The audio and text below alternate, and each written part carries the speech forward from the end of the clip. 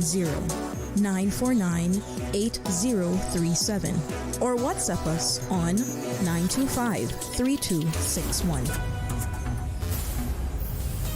Live from Radio Cayman Studio. This is For the Record with ORRETT Connor. Hear from your government officials, independents, and the opposition on issues that matter to you. For the Record. Engage in an open dialogue between residents and lawmakers. With ORRETT Connor. Informative, impartial, insightful. This is For the Record. And now, your host, ORRETT Connor.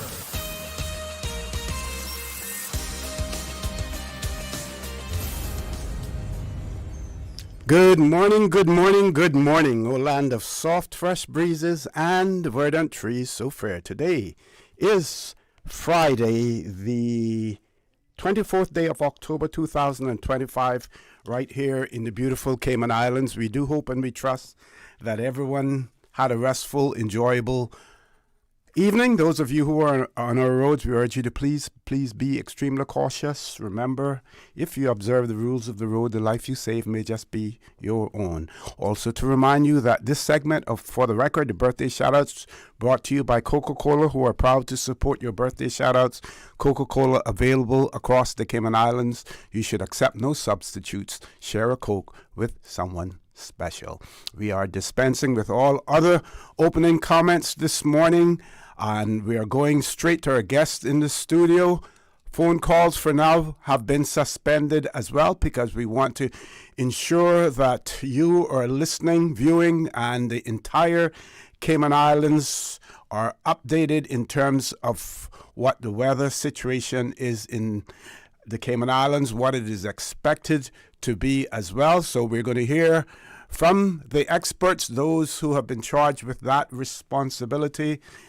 The particular entities that are involved, of course, is the Cayman Islands National Weather Service and Hazard Management Cayman Islands. So it is my pleasure to have in the studio with me this morning Mr. Shamal Clark, who is from the National Weather Service, and Mr. Mark Codlin, who is the Deputy Director of Hazard Management Cayman Islands. Gentlemen, good morning. Welcome to For the Record. Good morning. Good morning. I'm honored to your host as your guest as well. And of course, the first thing that we want to do is give you an update on the weather. We know you would have heard it from Miss BBC earlier, but we're going to hear it from the representative from the National Weather Service to give us the most recent update on Tropical Storm Melissa. Morning again, OC. Morning, listeners. So the latest information from the National Hurricane Center came out at 7 o'clock, so not too long ago. The system for the previous few hours before that was almost stationary, so it wasn't moving. As of 7 a.m., it's moving at 1 mile per hour, so I'm still considering if that is actually moving. So it's just sitting there slowly trekking along. It's been a long few days with this system, and it continues to be even longer at this point in time. Maximum sustained winds with Tropical Storm Melissa is about 45 miles per hour, and the system is moving generally east-southeast at this point. So it's taking a little bit of a backward step. Again, it could look like a wobble, so you'll find these storms kind of, as they try to get their act together, they wobble. So this might just be a wobble, not necessarily a change in trajectory per se. But based on that location, it's actually about 481 miles southeast of Grand Cayman and approximately 411 miles southeast of the sister islands. The track hasn't changed significantly overnight from what we would have updated at 10 through the course of this morning as well. So we see that system moving across just south of Jamaica and expected to take a westward track and later on, early in the week, make more of a northeast drag. And if persons are looking at the National Hurricane Center tracking map, you see a larger step between the two last M's that are there, indication of a major hurricane. So they're still projecting that the system could become a major hurricane as it moves near Jamaica. And then it is showing that there is expected to be a faster track. So you'll see that big gap between the 2 points. That is indicating that the system is expected to speed up when it's moving along that specific area. What that area is just between us and Jamaica. So somewhere between that area is where the system is expected to move sometime next week. Again, there's a great degree of uncertainty in relation to where the system will be in the next 5 days. And that's why you're looking at the cone of error. It envelops the Cayman Islands because, again, they're calculating for the uncertainty of how the system behaves over the next few days. So it's very crucial at this point in time to kind of monitor and observe what is happening, because that will kind of give you some idea of any deviation in the track at that point in time. Again, this looks like the system could be passing at its closest point to us sometime next week. So we're urging residents to continue to monitor, because again, should the track deviate one way or another, that could potentially determine the impacts, if any, on the Cayman Islands. Okay, two questions. What would you say has contributed to this slow pace? What are the weather conditions that would have contributed to that? So the main thing is that there's a blocking pattern preventing it from moving. Okay. So it's what we call I guess an omega blocking pattern. The system, there's a system to the west, and then there's a system to the north. So ultimately, when that happens, it's saying, okay, I can't move because you're blocking me. So it sits there and it progresses slowly. So what you find happens is that we saw a little bit of jog towards the north over the last 24 hours as well. And that's because the high pressure system towards the north kind of weakened a little bit, so it kind of found a gap in that little area. So it kind of jogged a little bit north, but it seems like that system is expected to re-intensify, and it cannot go further north. So you start seeing that westward track expected, because it can't go north. The only option for it at this point, where it's weak, where the weaker blocking would be to the west, you start seeing that western track. So it's really other systems around it that is really preventing it from progressing how we would typically expect or see storms behave. Okay, and from a National Weather Service standpoint, have you upped your game in terms of monitoring and reporting since the system has developed? So we've had to increase, obviously, our attention on this one, just because at the beginning, if you realize there was really diverging solutions as to what could happen with this system. Some bringing it towards Hispaniola, Puerto Rico in the beginning, and then some bringing it towards Nicaragua, Honduras. So it was really polar opposites in terms of solutions. So we were trying to monitor to see, okay, what makes sense, what is the likely outcome of this system. So constantly monitoring satellite, as much information coming out from the reconnaissance flight from the National Hurricane Center and the discussions that the National Hurricane Center are having as well. So reading through those discussions to see, okay, what are they looking at? Are they seeing something that we're seeing different? What do we need to be paying attention to? And that kind of stuff. So it's really just observing every bit of detail that we can to be able to provide the best information for everyone here in the Cayman Islands. Excellent.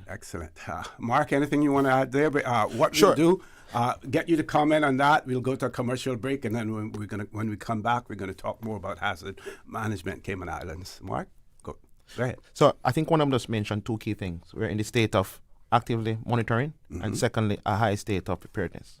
Those are the key activities. And after this break, I'll break down in terms of what are the activities you've done so far at the executive level, working with the council, and of course with our sister islands, and of course with the NOC.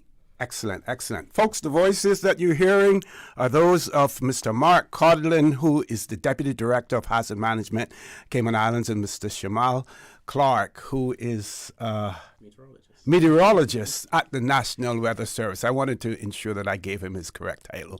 Folks, please stay tuned.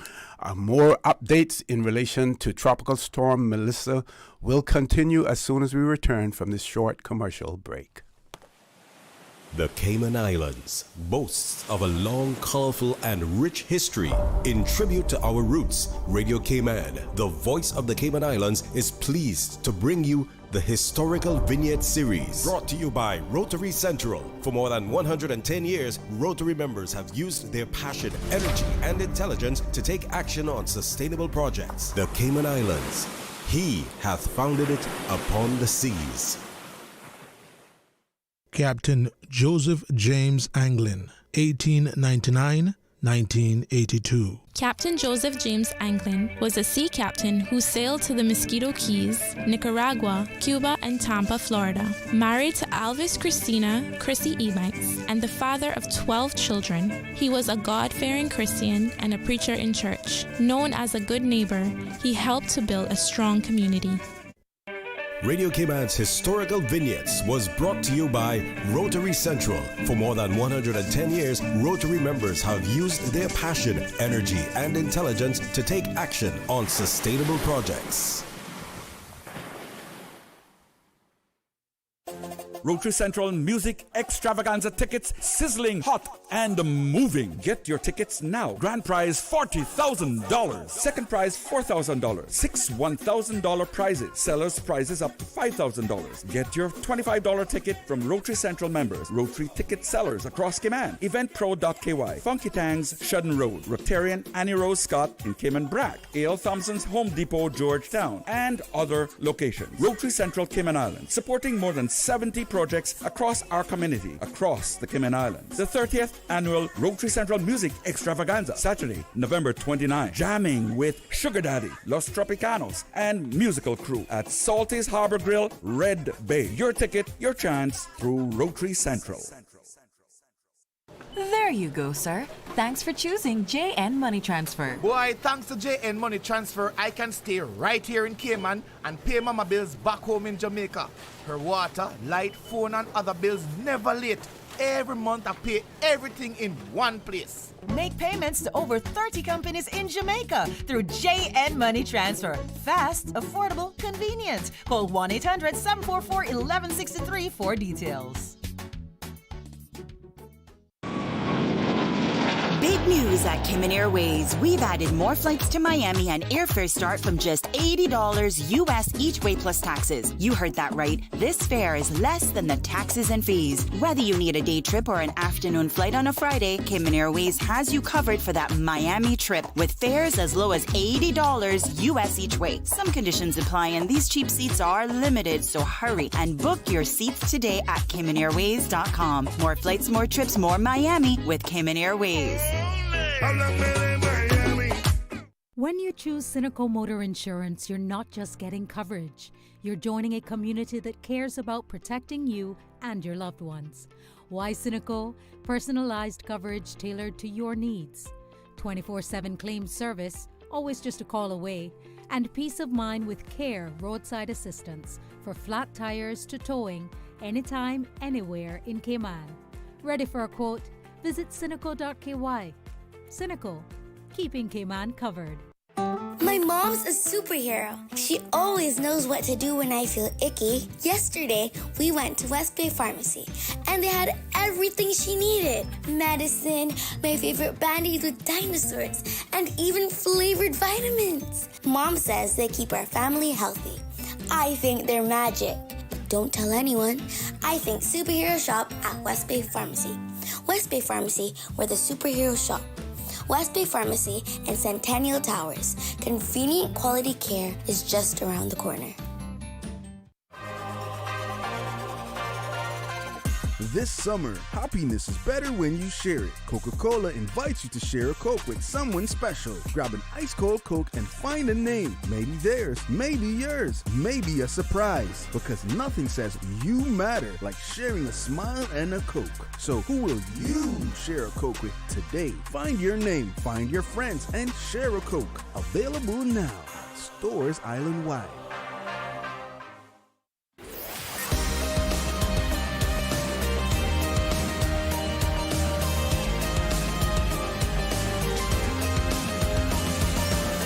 This is For the Record.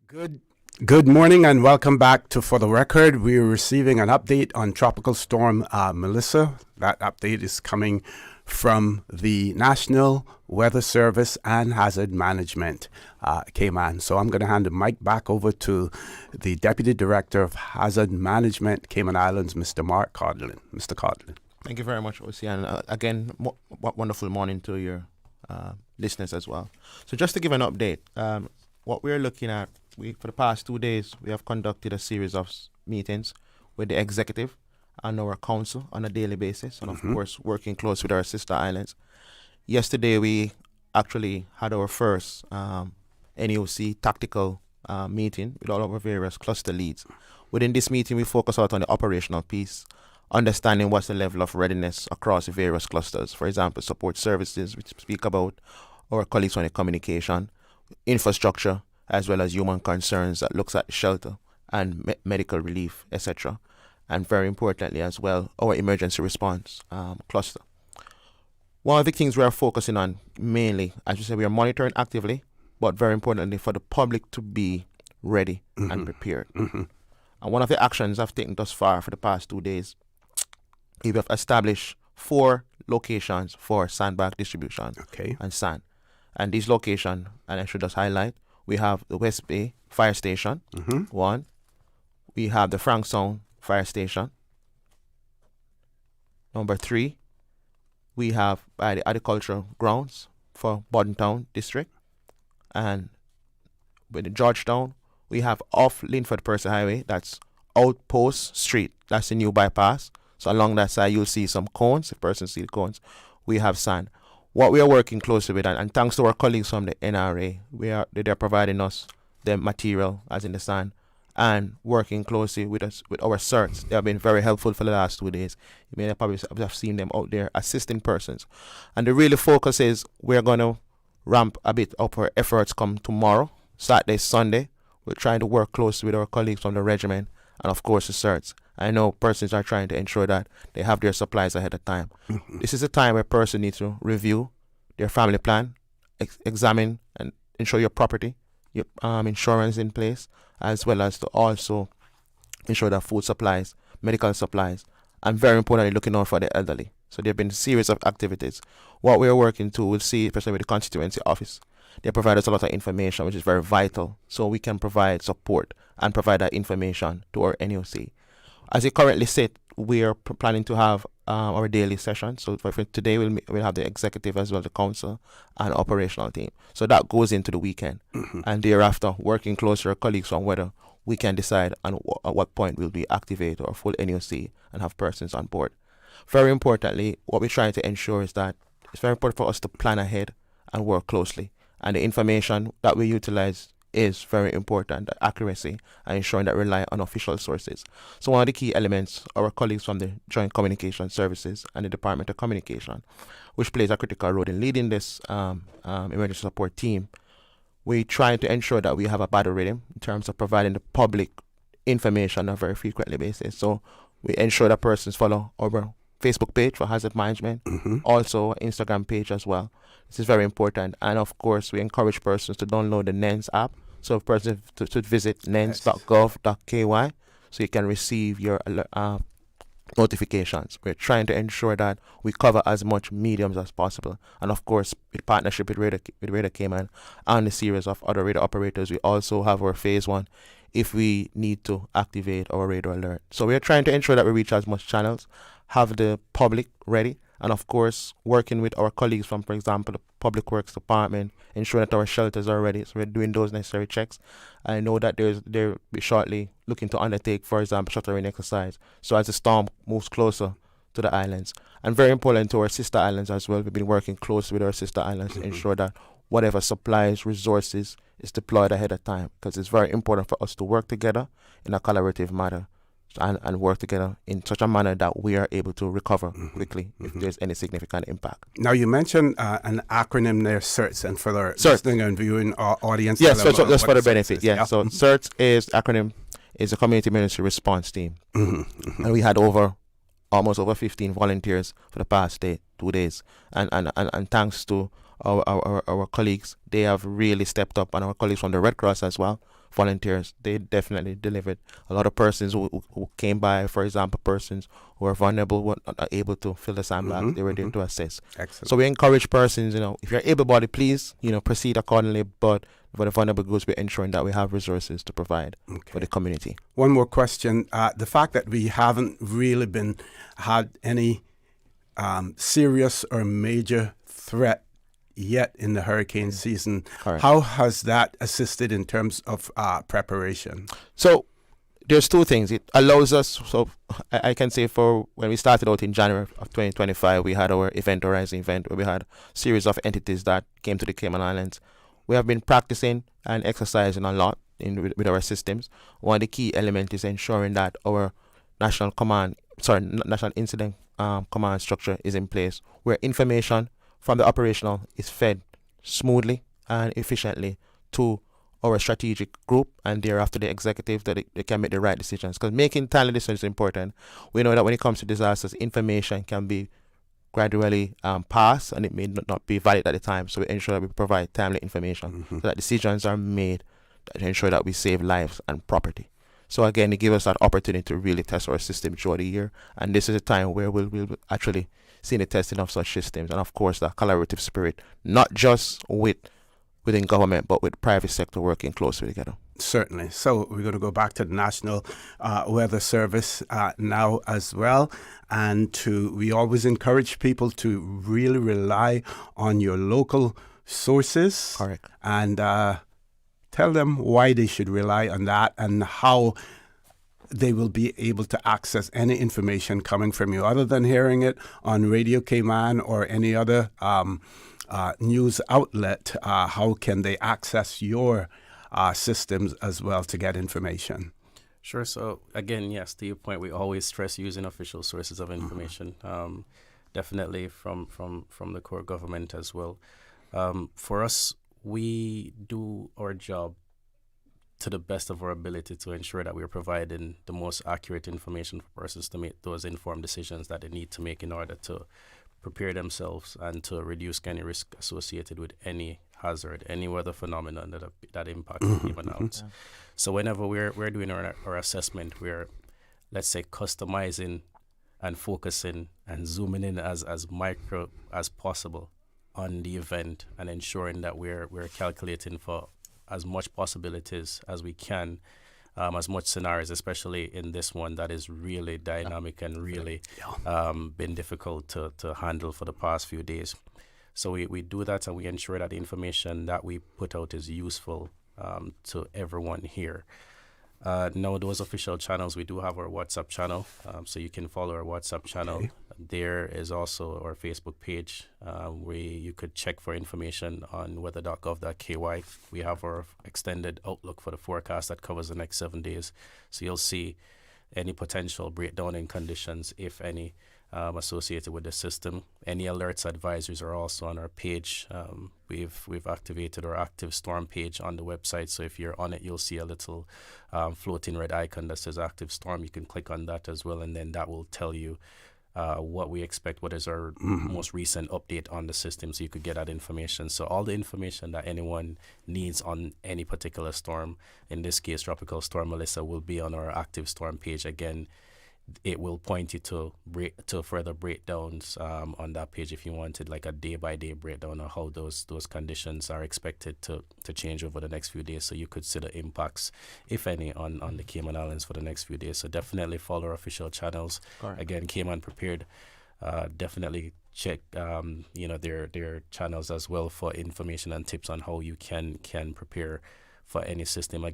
I think I want to stress one thing, OC. Sure. Go right ahead. And, while this system is very uncertain at this point, as in what happens after day 5, we are hoping nothing happens. So, like Mark saying, prepare. But while we're preparing, we are hoping that this system stays over water and moves and, not impact us significantly. Correct. So I know people might say, okay, yeah, at some point in time, if we get it wrong and we're saying it's going somewhere and it didn't come here, that is actually a reason to be happy, not one to say, hey, get it wrong. To be happy that we got that wrong. It's not something that we want to happen. So we provided as much information and we're encouraging persons to be prepared, but at the same time, we're hoping that this one stays away. Yeah. Certainly. Mr. Codlin, any final comment? No, my final comment, especially to the public, is to remain vigilant. I think it's very important for us to ensure that, preparedness is key, and that really gives us a better recovery so we can return to normality if we're impacted.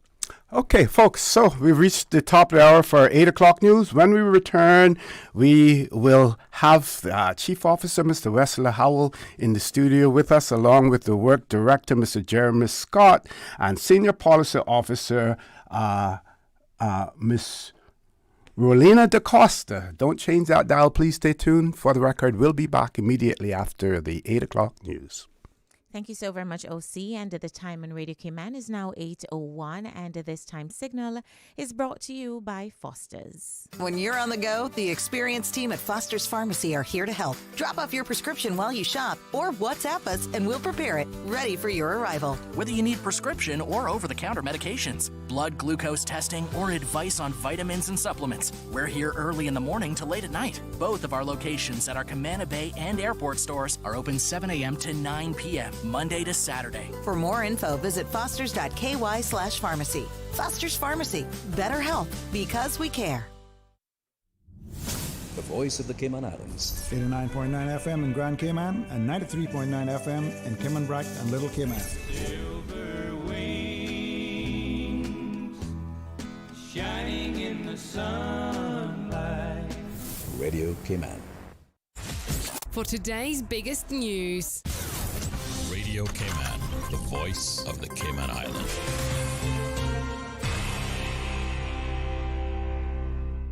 Happy Friday with a look at your latest news from the Radio Cayman newsroom. I'm Jevi Ebanks.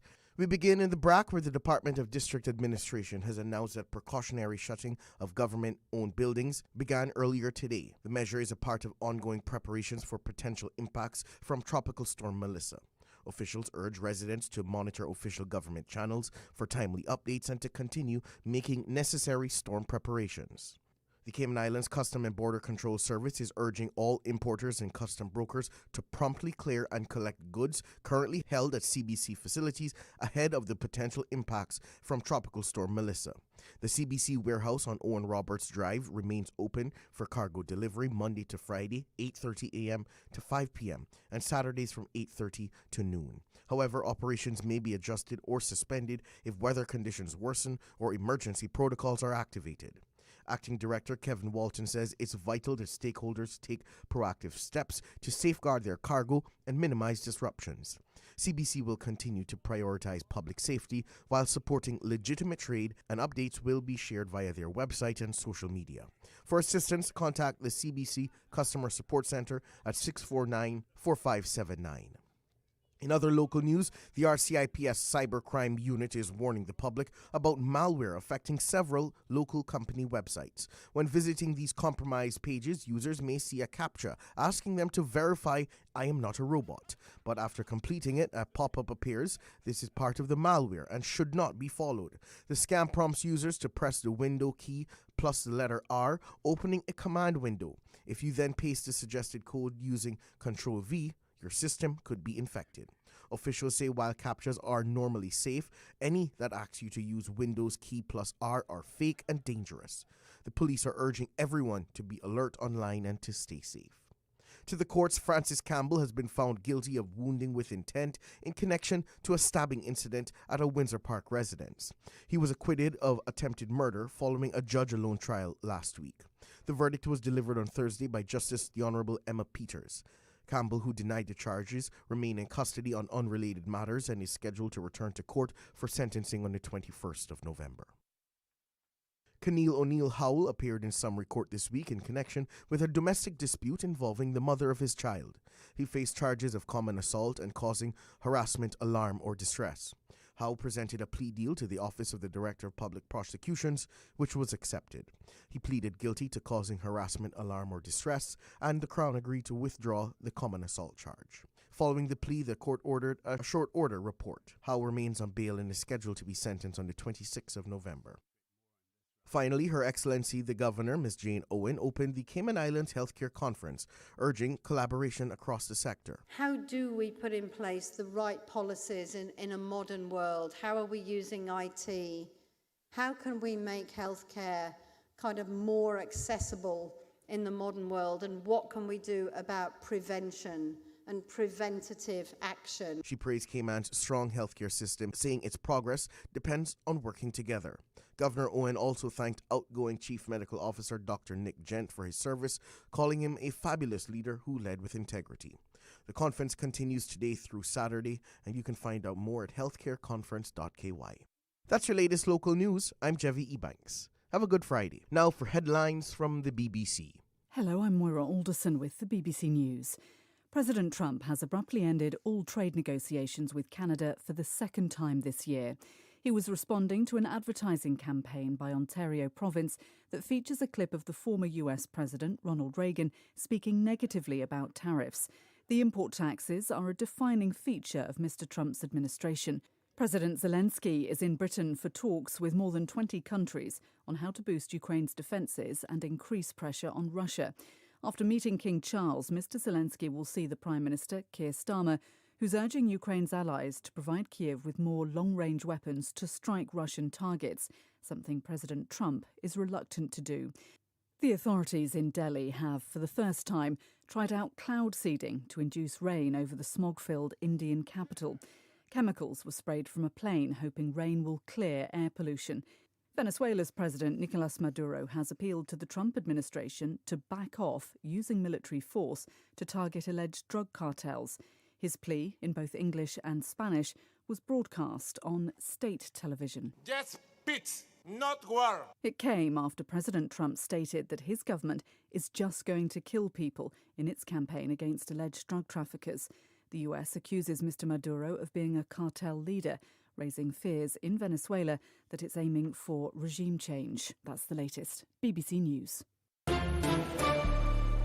Stay in touch with Radio Cayman with the latest up-to-date, accurate news and information. For your convenience, the headline news will be repeated on our sister station, Breeze 105.3 FM, weekdays at 8:30 a.m. Follow Radio Cayman on social media, Facebook, Instagram, Twitter, or download the Radio Cayman app in the App Store or log on to www.radiocayman.gov.ky and stay connected to what's happening in the community. Radio Cayman, your voice, your choice, your radio. Rotary Central Cayman Islands, in association with the Cayman Islands Health Services Authority and the Lions Club of Tropical Gardens, present East to West Health Check. Free for you, free for all. Free blood sugar, cholesterol, blood pressure, body mass index screening and assessment. Free physician's consult. The 14th Annual Rotary Central Diabetes Awareness Screening. East End Health Center. Cost You Less West Bay. A.L. Thompson's Home Depot, Georgetown. Saturday, November 1st, 10 a.m. to 2 p.m. The East to West Health Check, a Rotary Central community initiative. Social media, X, formerly Twitter, Facebook, Instagram. Interact with our talk shows on YouTube. Download our official Radio Cayman app, or you can log on to our website, www.radiocayman.gov.ky. You can also add us to WhatsApp on 925-3261. All the latest information, breaking news, community events, and more. Radio Cayman. The 8 a.m. weather update, brought to you by CG Britcade, where people come first. Wait, why is she going into that spooky house? Who's that creepy old guy? And where are her friends? Why is she going in the basement? Nothing good is down there, sis. I bet you the creepy caretaker did it. Did you see his fake eye? Okay, maybe not the caretaker. Hush. You hush. I'm solving a mystery. We're like the person who doesn't ruin the movie. CG Britcade. Good like that.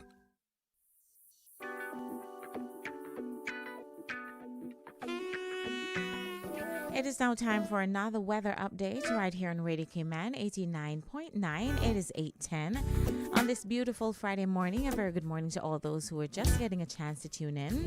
You're just in time for the weather.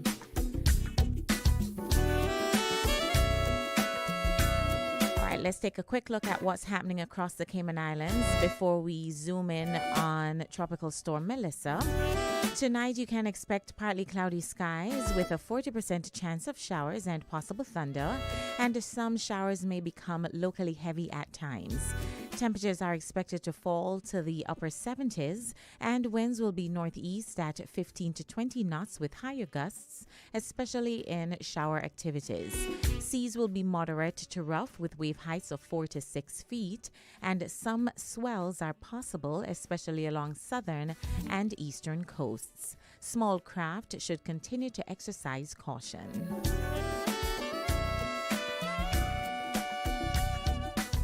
A weakening upper-level trough located across the Cayman area will continue to support the chance for some showers at times throughout the next 24 hours. Fresh and gusty winds are expected to persist throughout the next few days as the pressure gradient continues to tighten. As a result of these winds, a small craft advisory will be in effect for small craft owners along southern and eastern coasts. Radar imagery shows scattered showers mainly south of the Cayman area, moving towards the southwest. Sunset later today will be at 5:55 and the sunrise tomorrow morning at 6:23. Let's look at what's happening with Tropical Storm Melissa. According to the National Hurricane Center, the storm continues to meander across the Caribbean, currently deemed stationary, meaning it's not moving, and environmental conditions are expected to become more favorable for development through the weekend, with Tropical Storm Melissa anticipated to become a hurricane by tomorrow. The recent track by the NHC is forecasting the system to move south of Jamaica, becoming a major hurricane by Sunday. A faster northerly track is then expected, and the system could move between the sister islands and western Jamaica by Tuesday. There is still some uncertainty at this time, therefore, depending on the track the system actually takes, along with its size and structure, possible influences on weather conditions across the Cayman Islands could be observed early next week. Based on the forecast trends, residents are encouraged to remain cautious and prepare as we monitor potential shifts in the projected path. We encourage you to continue to closely monitor updates from any potential impact or advisories from the Cayman Islands using the official channels of information, including us right here at Radio Cayman 89.9. And that is it for your latest weather update. Coming up next, we have our traffic update. Stay tuned. The 8 a.m. weather update brought to you by CG Britcay, where people come first. Tune in every Monday through Friday at 12 p.m. for Radio Cayman's Midday Newscast. Radio Cayman, the People's Station, your trusted official source for the latest news. The 12 p.m. news is proudly brought to you by Health City Cayman Islands. World-class healthcare within your reach. Aunt Jemima, go tell your mama, conk knock on no bone. Aunt Jemima, go tell your mama, conk knock on no bone. Hey Cayman, we are back. Your one and only Cayman Islands folk singers live in concert. Friday, October 24th and the 25th at the Harkwell Theatre. Bring the family and enjoy a walk down memory lane with Memories in Melody. Series of songs to remember. The Cayman Islands folk singers. Friday, October 24th and Saturday, October 25th at the Harkwell Theatre. Show starts at 7 p.m. on Friday and gates open at 6:30 p.m. And on Saturday, gates open at 5:30 and show starts at 6 p.m. Tickets are available at the Intergenerational Hub, Winner Circles, and the Folk Singer members. $15 for adults, $10 for children. Memories in Melody is proudly brought to you by the Ministry of Youth, Sports, Culture, and Heritage. Aunt Jemima, go tell your mama, come knock on her door. Aunt Jemima, go tell your mama, come knock on her door. The traffic report is brought to you by Subway. Enjoy a delicious start to your day with breakfast from Subway. Did you know ordering your favorite sandwich from Subway just got easier? Yeah, picture this. No more waiting in line. No more fussing with cash. Just a delicious taste of Subway at your fingertips. With our new app, ordering your go-to sub is as easy as a few taps on your phone. Plus, receive exclusive deals and earn loyalty points with every purchase made on the app. Download the new Subway app today and get ready to ditch the lines and drive straight into your flavor. Visit the App Store or Google Play Store on your mobile phone and search for Subway Cayman Islands. Subway. Eat fresh.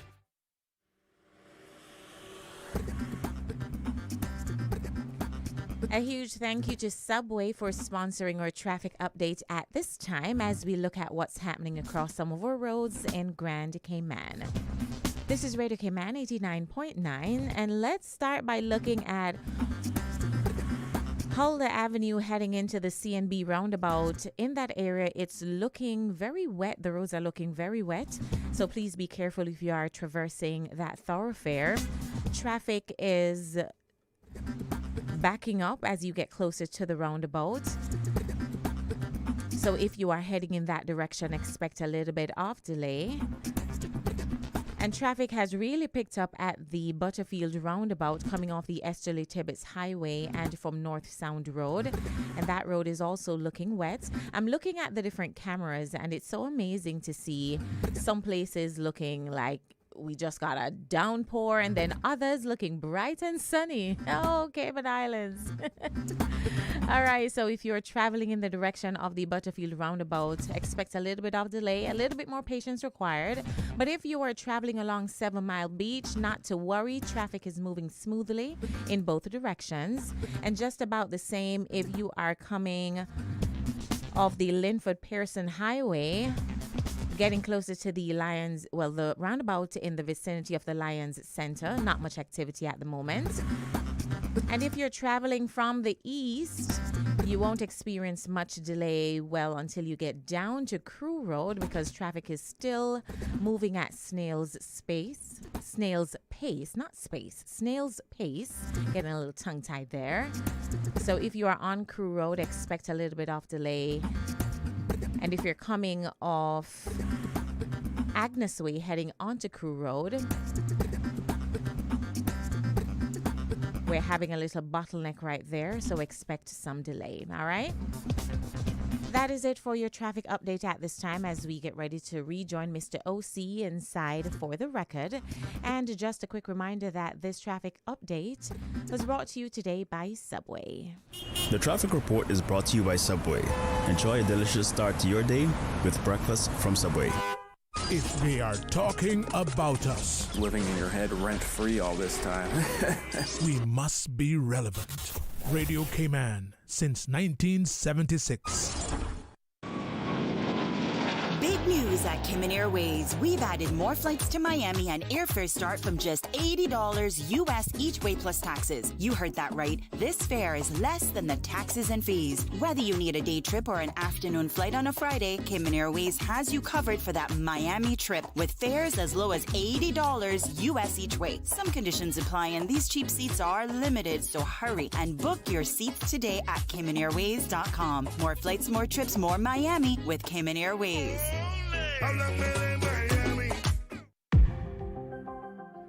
This hurricane season, don't wait until the last minute. Store before the storm. Stock up now with at least 1 gallon of water per person per day for a 3-day supply. And don't forget pets, the elderly, and nursing mothers. You'll need water for drinking and daily needs. And rest easy knowing the Water Authority is working hard to protect our water systems, keeping pumps, pipelines, and storage secure so you'll have safe, reliable water when you need it most. Be prepared. Store before the storm.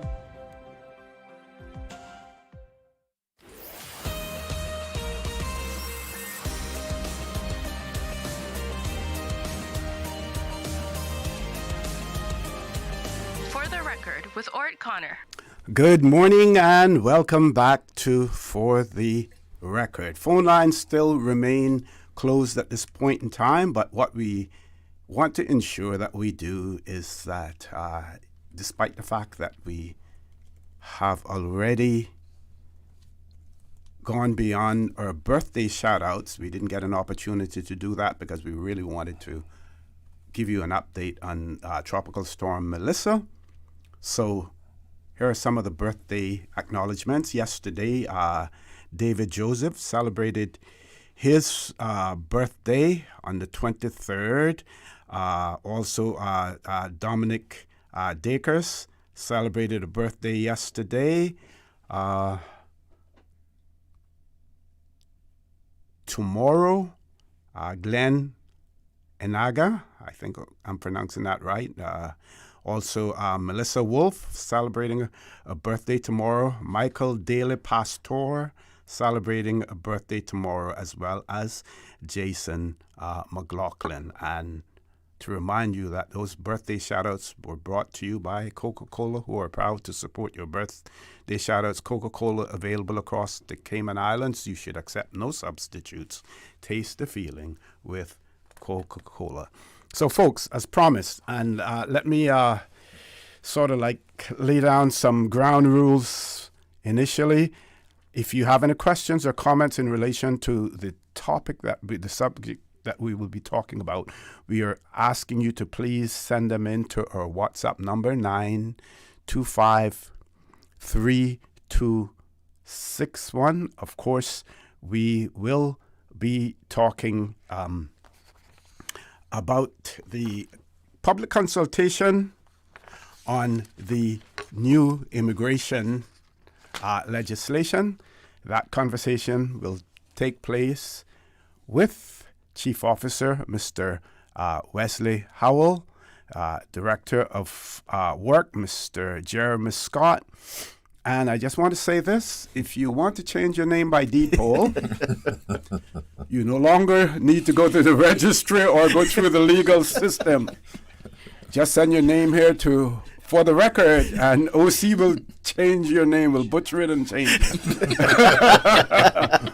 Because I gave you a name this morning. What was it that I said? What was the name I got? Rolina. And it's Rolna, Miss Rolna DaCosta, who's the Senior Policy Advisor in the ministry. Folks, good morning. Welcome to For the Record.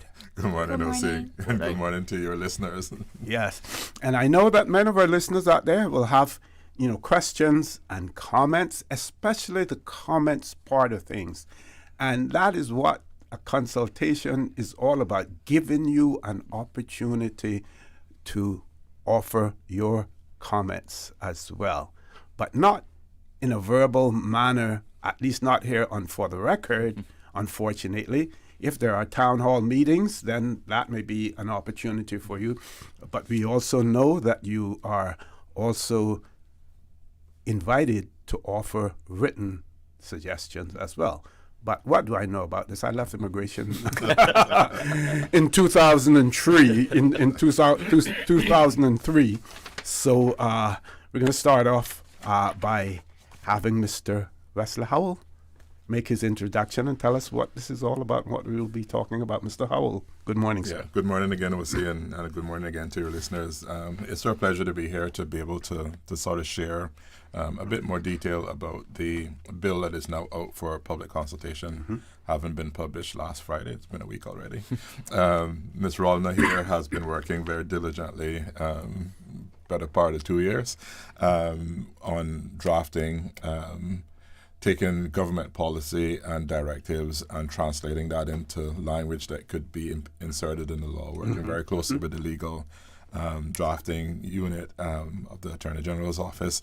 And we have been able to get cabinet support for the bill to be published, and it's now out for consultation. Still lots of work going on other areas, so some of the things that individuals are not seeing in this particular bill, those are coming in subsequent work that's coming through, such as PR point system and those things. That's a separate piece of work that's going on rapidly behind this one. So I'll so we'll take our time today going through sort of the key points within the bill. The bill is 58 pages long, so there's a lot of detail in there for folks. I printed it off and I had to use a bullnose clip rather than a paper clip to hold it together. Absolutely, and you have to read it in conjunction with the primary legislation as well, because what it is doing is actually modifying the existing bit. But if folks are not accustomed to reading legislation and want to know what the bill itself contains, at the beginning of the bill, there's clause by clause, and there's a little paragraph on each one that explains what that paragraph is seeking to do, what that clause is seeking to do. So that would be helpful, but hopefully we can walk folks through. So interesting that you said you left immigration in 2003.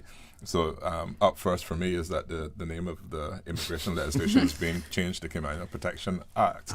Other than the act part, we're going back to where we were in 2003 in that the Cayman Protection Law was that vintage.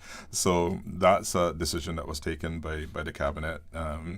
The National Coalition for Caymanians wanted to ensure that the legislation was called the Cayman Protection Act, so there's no question about what their intentions are in relation to that.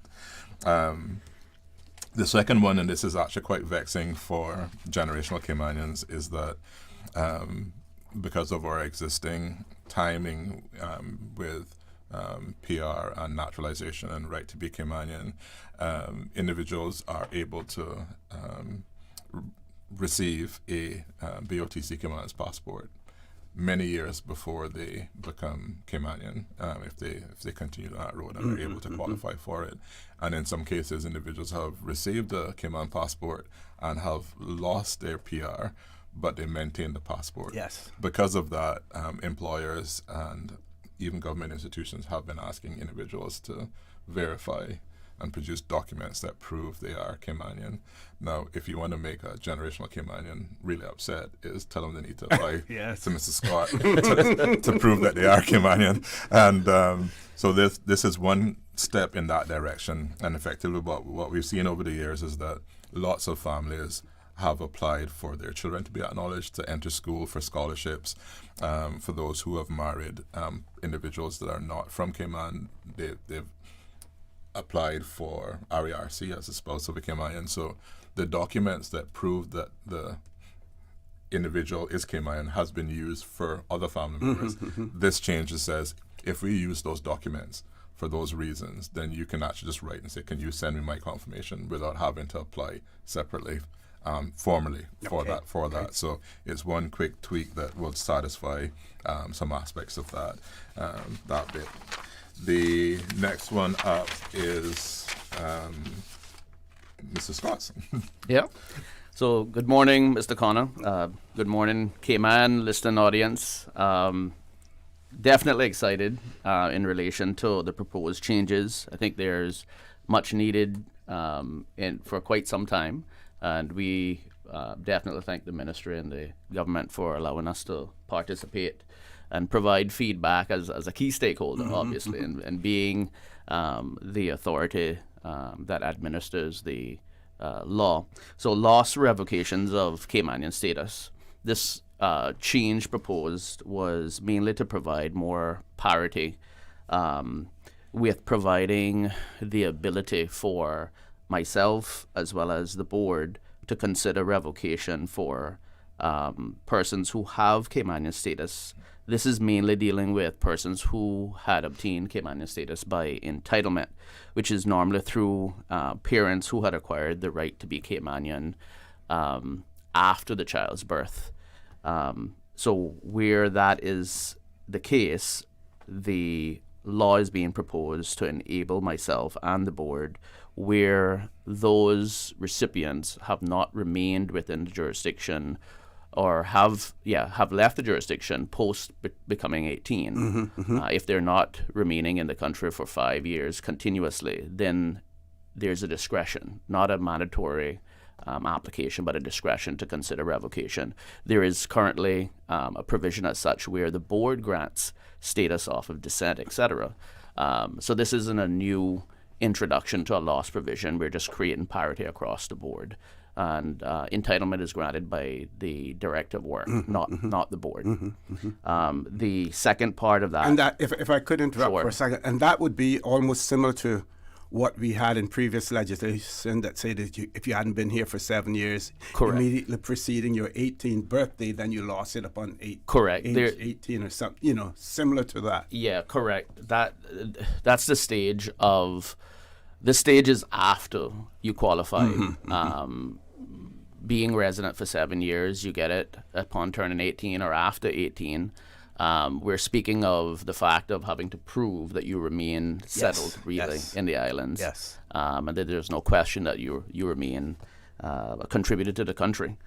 And the second part is to require persons to obtain, who require Caymanian status through marriage to file an annual declaration for the first 7 years after being granted status. That's not the case presently. It allows for the department to be more proactive rather than have to daily monitor various lines and resources to ensure whether or not the recipients of status may in fact qualify as losing it. It puts the responsibility on the recipient to provide us annually. And like I said, it's only for 7 years post being granted status. And the reason for that time frame is that after 7 years, the status is not considered revocable after that unless there's some other factors. Also, before we go on, if I can just clarify for the avoidance of doubt, to use formal language, the term entitled Caymanians doesn't apply to generational Caymanians. Yes. So this individual would have been born to parents who were not Caymanian at the time of their birth. The parent would have gone on to be granted Caymanian status. Right. Extend that to their child as a dependent. They would continue at 18. If they then go away for more than 5 years and the legal and ordinary resident allows them to be away for schooling, for medical purposes, those don't apply. But if the person's moved away from Cayman, no connection, not going to school and work, then they would be subject to that loss provision. But it absolutely, although we use entitled to reference generational Caymanians, and in sort of lay language in law, entitled is actually through that process where the parents were granted Caymanian status and extended to the child. So I just want to make sure that that's clear. And would there be facilities in place to be able to monitor that? Because whereas in relation to the marriage, it is self-reporting for those 7 years. Correct. You're going to have systems in place to be able to monitor those who have received it by entitlement but may have lost it if they have been absent from the jurisdiction for that period of time. Yes. Okay, great. Further to the proposals is the ability, and this is dealing with residence employment rights certificates that are primarily issued based on persons who are either married to Caymanians or in civil partnerships to Caymanians. This change provides myself as well as the boards with the discretion as to whether or not upon dissolution or separation of the couple, it provides an ability for a discretion to be added that would allow us to consider whether to revoke those facilities. I think it's fair for me to say, is what we've had in the past, or at times novelties, but cases where persons who are the recipients of RERC based on marriage or civil partnerships also being victims of domestic violence. And obviously their ability to remove themselves from those scenarios was critical. And the way that the law gave no discretion to the authority placed the recipients really in a precarious situation.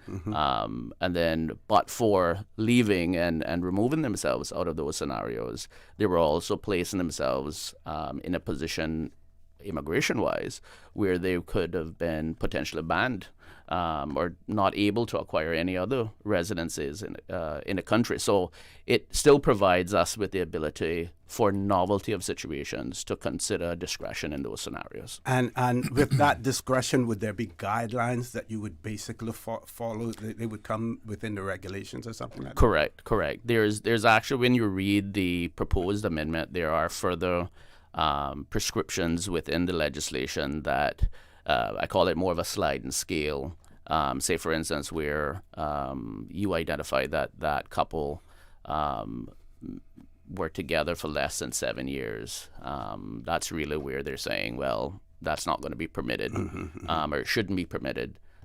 They can move on to other facilities if the couple are married for between 7 and 15 years. Then there is really a more of a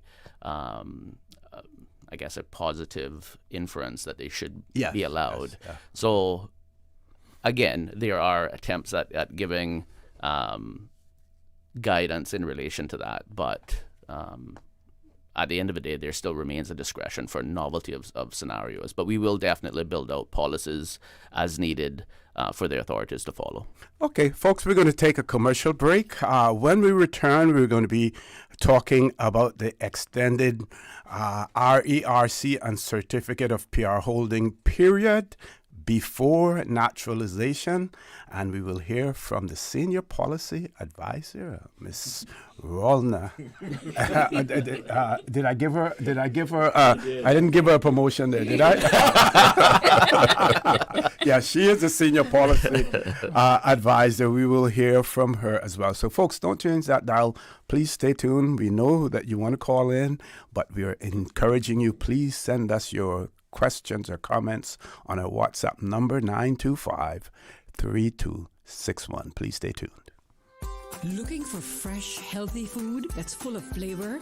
Then you've got to visit Kirk Market. Our dishes are made with fresh, high-quality ingredients. Enjoy vibrant mixed greens or satisfying pasta salads. Or try one of our delicious grill options like blackened chicken, spicy beef steak, or grilled salmon. Looking for something light and flavorful? We've got sushi rolls and poke bowls prepared daily. And don't forget to explore a hot bar or Billy Fresh salad at the salad bar. Stop by Kirk Market today for breakfast, lunch, or dinner and taste the difference. Eat well, live well with Kirk Market.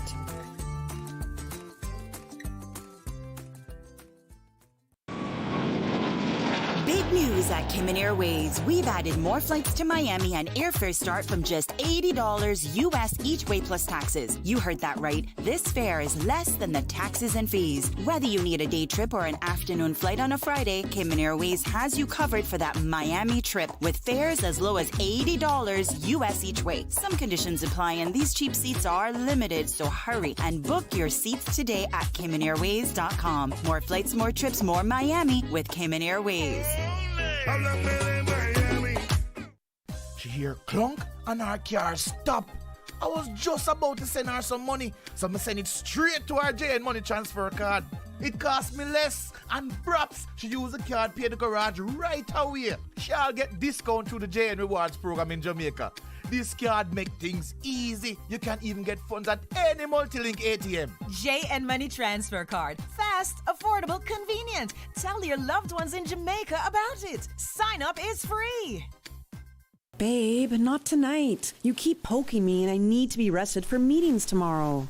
What? I was almost asleep. That's the mattress spring I keep telling you about, not me. We really need to get a new mattress.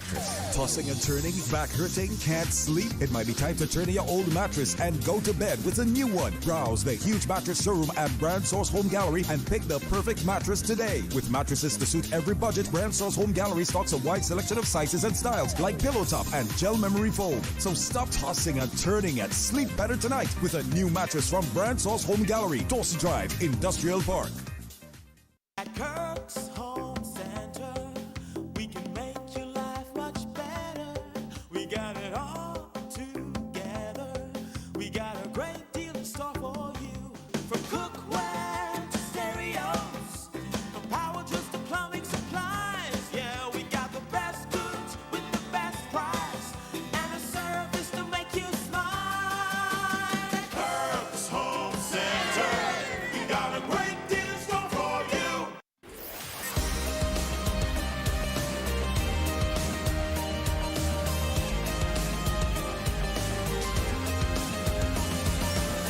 This is For the Record.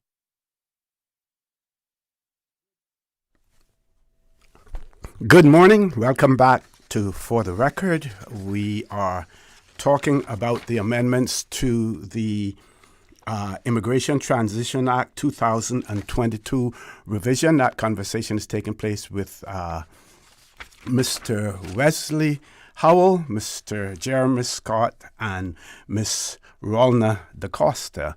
So far, you have heard about the proposed amendments. One, name change of the Principal Act, which will be reverting back to the Caymanian Protection Act. We have also heard about confirmation of Caymanian status, the loss and revocation of status, the discretion given to the Permanent Residency Board and Director of Work, and we are now going to hear about the extended Residence and Employment Rights Certificate and Certificate of PR holding period before naturalization. Ms. Rollner, over to you. Thank you. And good morning, everyone. And thanks again, Mr. Ossie, for the opportunity to speak on the bill. This provision actually is going to allow RERC holders who are married to or in a civil partnership with a Caymanian or a PR holder. It's going to require them to hold their RERC facility for 15 years. Actually, it's increasing the amount of time that persons are going to have to hold that facility before they're able to apply for naturalization, should they choose to do that. Another nuance to this is that currently persons don't have to reapply for PR in the current structure of how things go. Once you get your PR, you are able to just kind of move through that facility until it's time for you to apply for naturalization. What the change is proposing is that you're holding this facility now for 15 years, well, 14 years. At year 14, you then reapply, which is requiring you or allowing you to then be hold that facility indefinitely, should you choose to do that. Or thereafter, at year 15, you could then move on to apply for naturalization. The next facility or next provision is also requiring persons to hold their certificate of permanent residency for persons of independent means for 10 years. Currently, that facility is actually only required to be held for 5 years before those persons could then be eligible to apply for naturalization. So we're extending essentially the runway for the persons that are falling under these categories to have to hold their facilities prior to allowing them to move on to get naturalized if that's what they're choosing to do. And we're confident that that fulfills the requirement of the British Nationality Act in terms of the provision there that you must be free from any period of time that you may remain in the territory in order for you to apply for naturalization. So it will actually say this is for 15 years. Correct. You know, and that's how you were able to work around that. Yes, sir, because the nuance in that is that you have to be, as you mentioned, free from immigration controls. And the way that we're able to signify or signal rather that persons are free from immigration controls is requiring them to reapply at that year 14 or year 9 in the case of persons with certificates of permanent residency for persons of independent means, which is allowing them to hold it indefinitely. So it's allowing them to be free of those immigration controls or signaling. Yes, sir. Yeah. So for those persons out there who thought that the Cayman Islands were in some way trying to do something about the British Nationality Act in terms of amending it. No. And we know quite well that we really have no say or no power in relation to that. This is exactly what that means. That is extremely important. And this is why the consultation is so important, because it helps to really, really clarify, some of those touchy issues there as well. That is good. That is good to know. That is really, really good to know. So I'm going to throw the mic back over. Miss Rollner has a lot more work to do here. Yes. Continuing on. The next section actually relates to continuation of RERC for parents of Caymanian children. We currently see a situation where some persons who are obtaining this facility are not necessarily involved with their children, and they're not necessarily either taking care of their children from a financial perspective. So we are going to now be requiring applicants who are seeking continuation of their RERC to demonstrate financial support and positive contribution to their children's lives. So, we understand that you can lose your job, but because you've lost your job doesn't mean that you don't positively contribute or are involved in your children's lives. So being able to prove that or show that is one of the requirements. Should work not be satisfied that a person who is applying for this facility has met those requirements, they can then ask for an inquiry report to be completed by the DCR, Department of Community Rehabilitation. Essentially, they are going to be asking questions from pertinent persons within the lives of the children and the individual or the applicant in order to confirm whether it is or is not the case. Should that report or information being provided by the applicant confirm that they are not in the children's lives or providing for the children financially correctly, they will be given 6 months in order to rectify that situation. And if within that 6 months or after that 6 months that situation has not been rectified, then that would be a situation where that application would be denied. Great. Okay. Also, as a part of the application process, we are now including the requirement for persons to demonstrate that they are of good character and that they can provide a recent medical certificate, because currently neither of those requirements are in place. And just to clarify that persons who are going to be eligible for this going forward, because we have some confusion, I think, on once persons receive this facility, what they can do with the facility after it's been granted. It would only apply to the children of the relationship with the Caymanian. And also, should this individual move on and get married to another expatriate, that facility does not go with it. Yes, sir. Yeah. Yes, sir.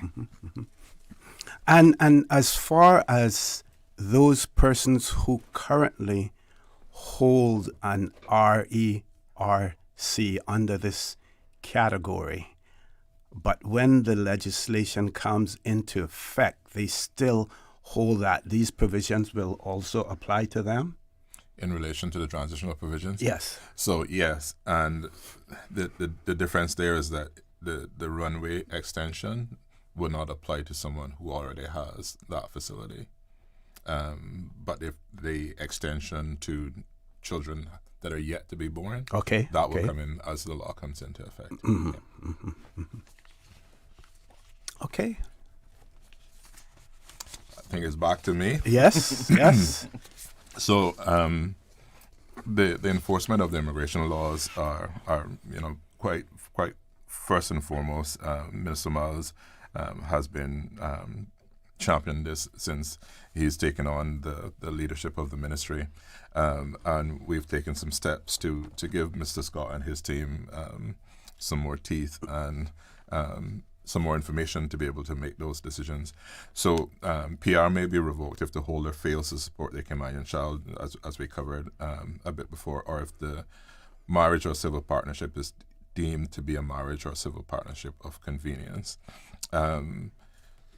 RERC through marriage or partnership may be revoked if the union ends before 7 years, and then between 7 and 15 years, then it's at the discretion of the deciding of the decision maker as to whether or not that can continue to be held or would be revoked.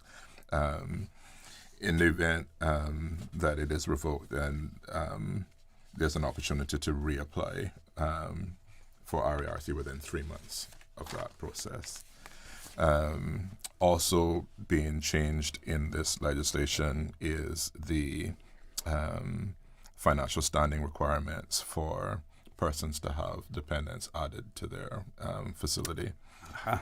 So currently, in policy, the number is $3,500 per month combined income for a household mother and father of a child or an older dependent that's being added. That's being raised to $5,000 to better reflect the cost of living, school, health insurance, all those things in the Cayman Islands, and an additional $1,000 for each dependent to be added.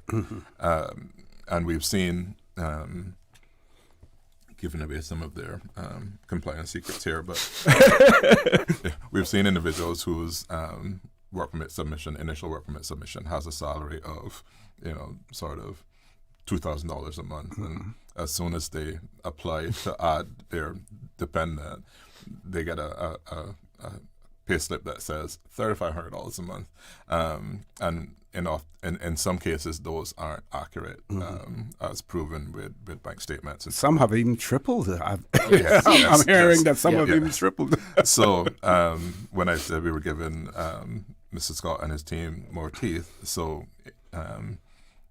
providing a clause where if you submit false information as it relates to your financial standing or other information on your application, you can then be fined up to $10,000 or 1 year imprisonment or both. So the temptation to lie is great, but the penalty for lying is also great. Yes. So we're looking to be able to deal with that up front in relation to that bit. Okay, question there before you go on.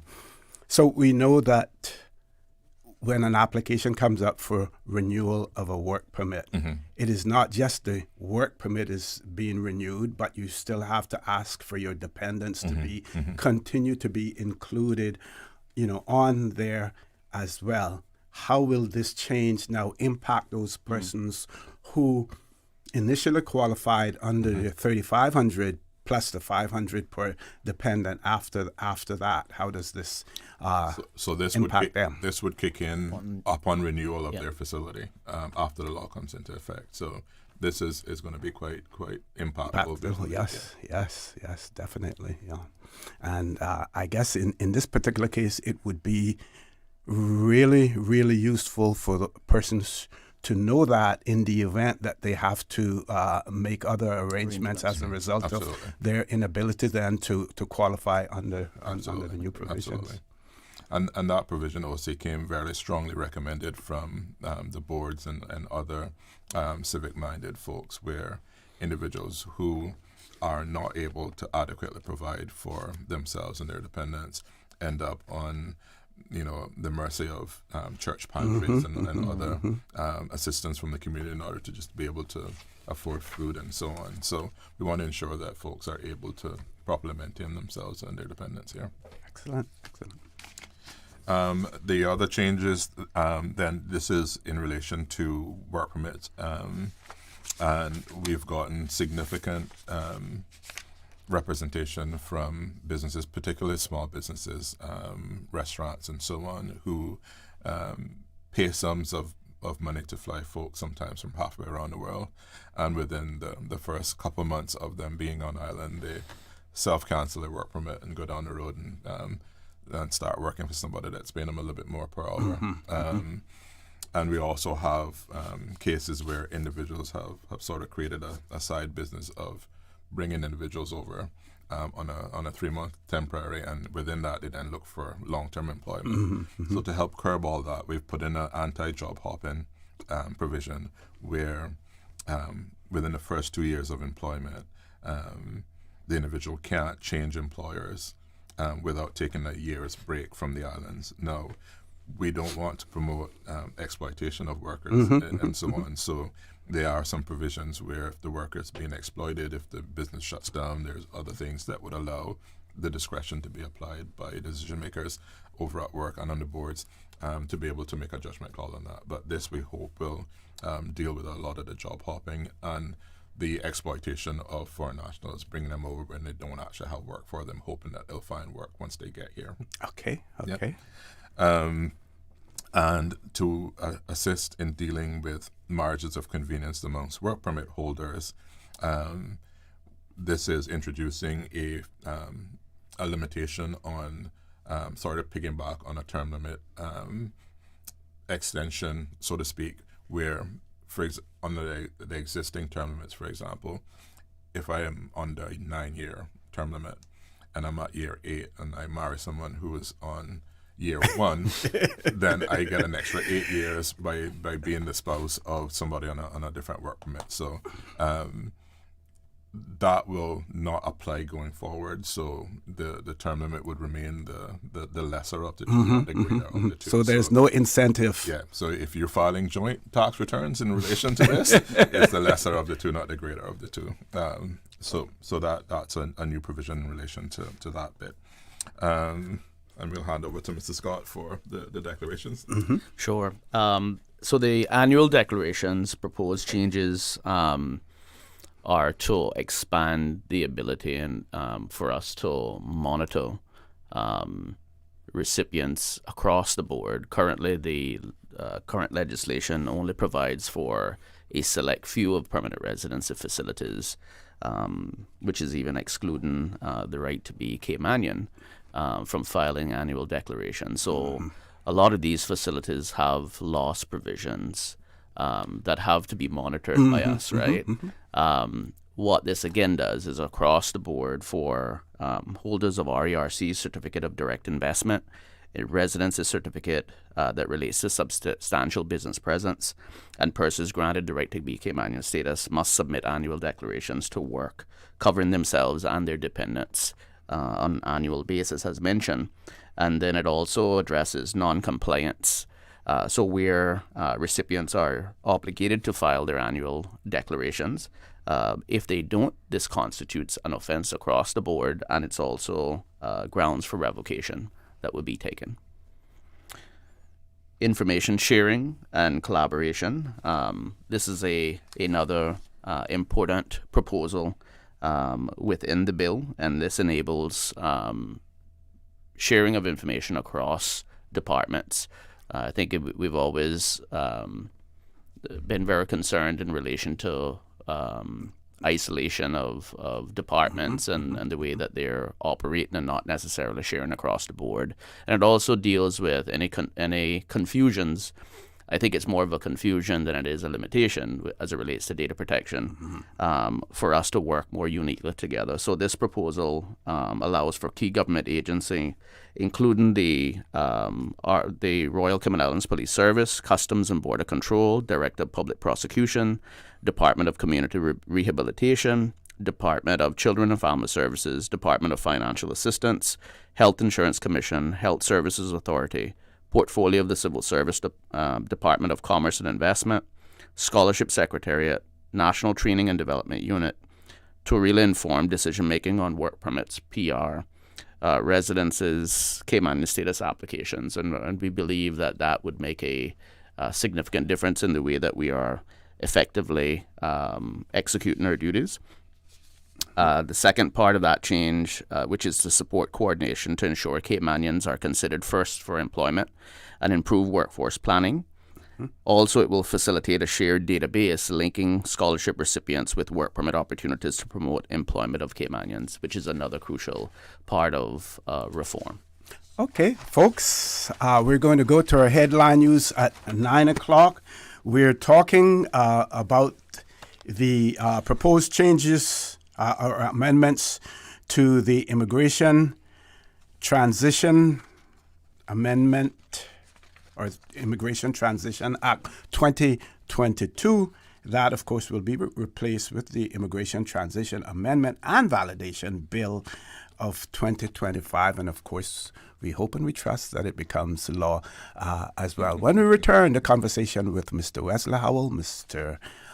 Jeremy Scott, and Ms. Rolna DaCosta will continue. She has her name back. She has been able to regain her identity. So don't change that dial. Please stay tuned. For the record, we'll be back shortly.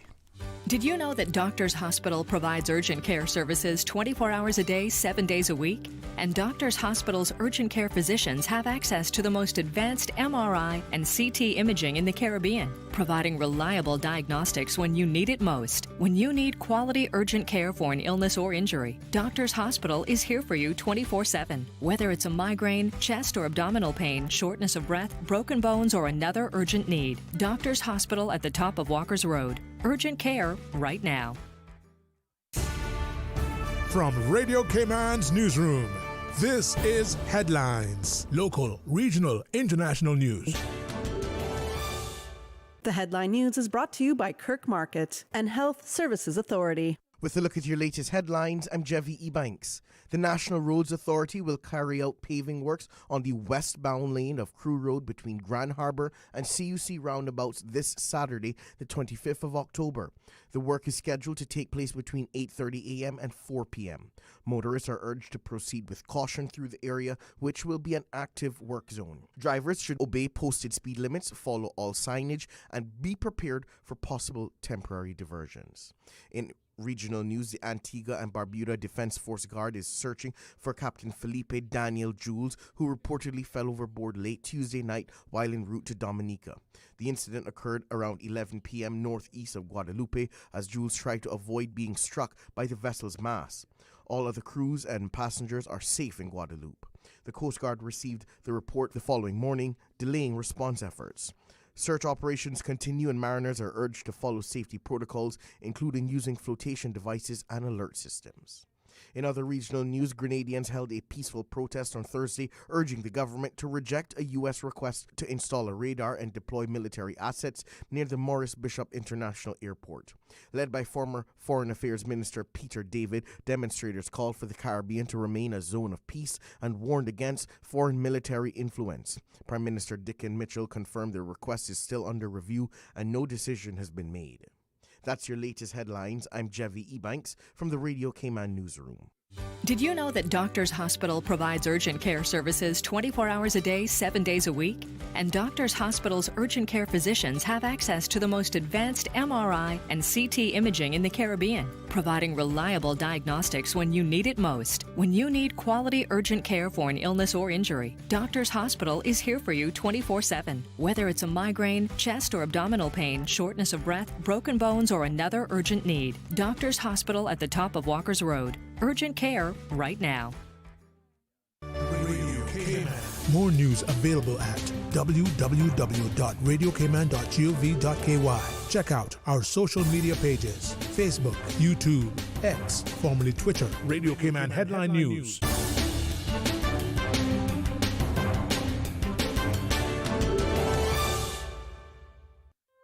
Looking for fresh, healthy food that's full of flavor? Then you've got to visit Kirk Market. Our dishes are made with fresh, high-quality ingredients. Enjoy vibrant mixed greens or satisfying pasta salads. Or try one of our delicious grill options like blackened chicken, spicy beef steak, or grilled salmon. Looking for something light and flavorful? We've got sushi rolls and poke bowls prepared daily. And don't forget to explore a hot bar or Billy Fresh salad at the salad bar. Stop by Kirk Market today for breakfast, lunch, or dinner and taste the difference. Eat well, live well with Kirk Market.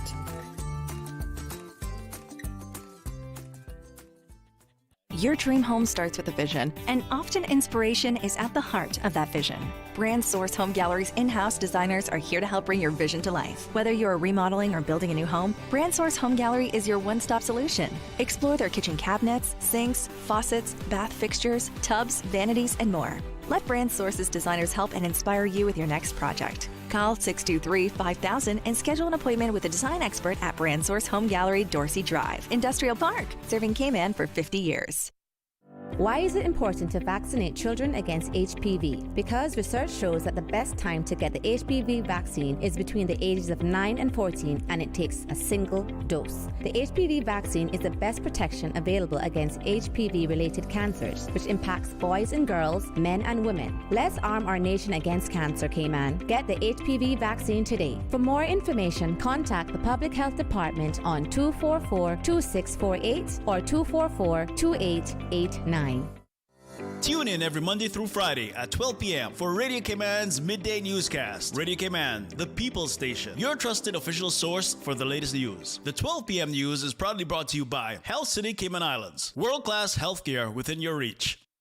At HSA, we strive to provide the highest standard of care with compassion, integrity, and dedication. And so we say thank you, Cayman, for continuing to make us the most awarded organization on island by voting us the best of Cayman Islands in 9 medical categories. Your support reminds us why we do what we do, to serve the Cayman community with kindness and excellence. To find out more about our award-winning services, visit hsa.ky. At HSA, we are committed to caring for you. Looking for fresh, healthy food that's full of flavor? Then you've got to visit Kirk Market. Our dishes are made with fresh, high-quality ingredients. Enjoy vibrant mixed greens or satisfying pasta salads. Or try one of our delicious grill options like blackened chicken, spicy beef steak, or grilled salmon. Looking for something light and flavorful? We've got sushi rolls and poke bowls prepared daily. And don't forget to explore a hot bar or Billy Fresh salad at the salad bar. Stop by Kirk Market today for breakfast, lunch, or dinner and taste the difference. Eat well, live well with Kirk Market.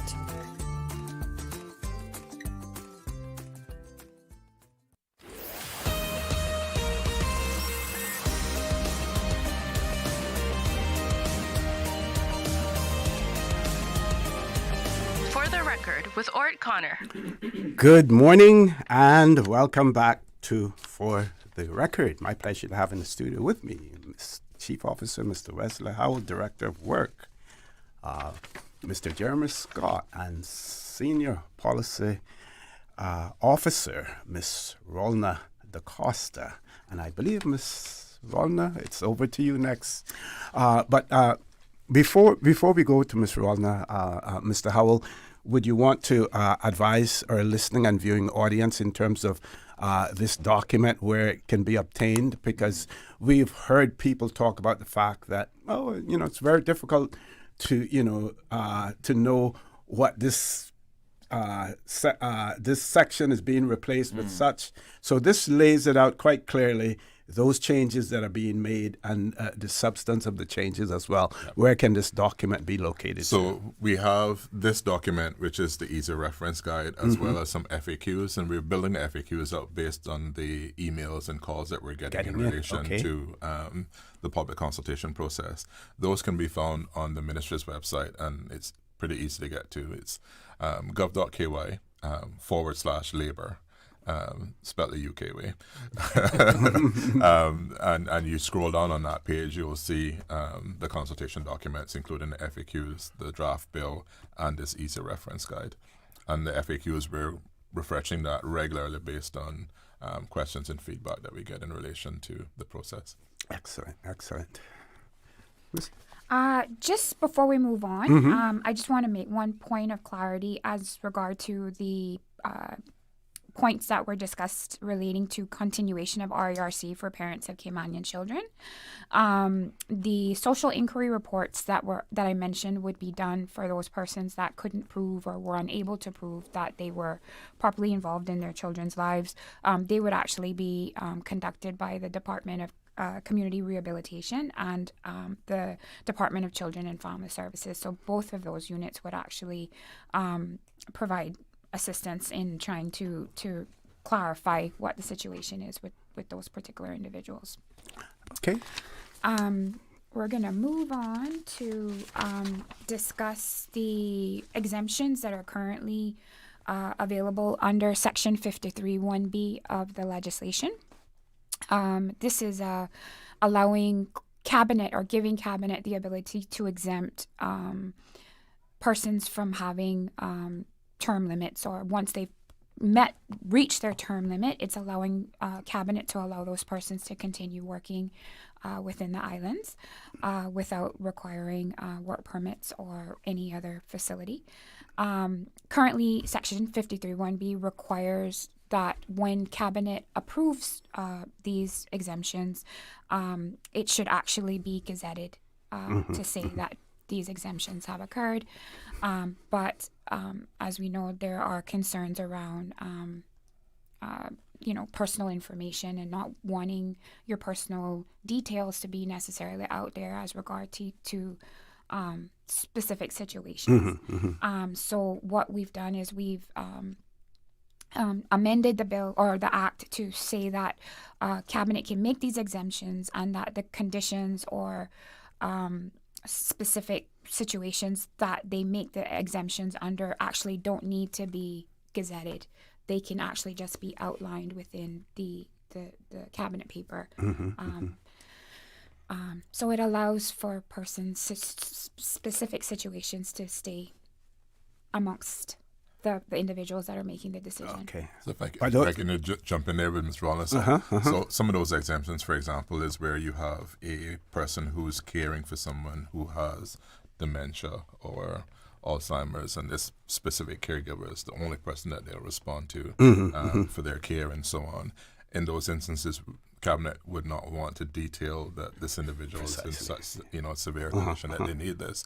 And from a transparency perspective, the Cabinet decision is published as part of the minutes. The issue that is not being published would then be the details of the names of the individuals and the reasoning and so on. So it's not that Cabinet can make these decisions and do it in secret, right. But we're just not exposing that to through the Gazette process. Got you. Okay, Ms. Rollner. The next provision is actually one I think that has been a hot topic for a while now.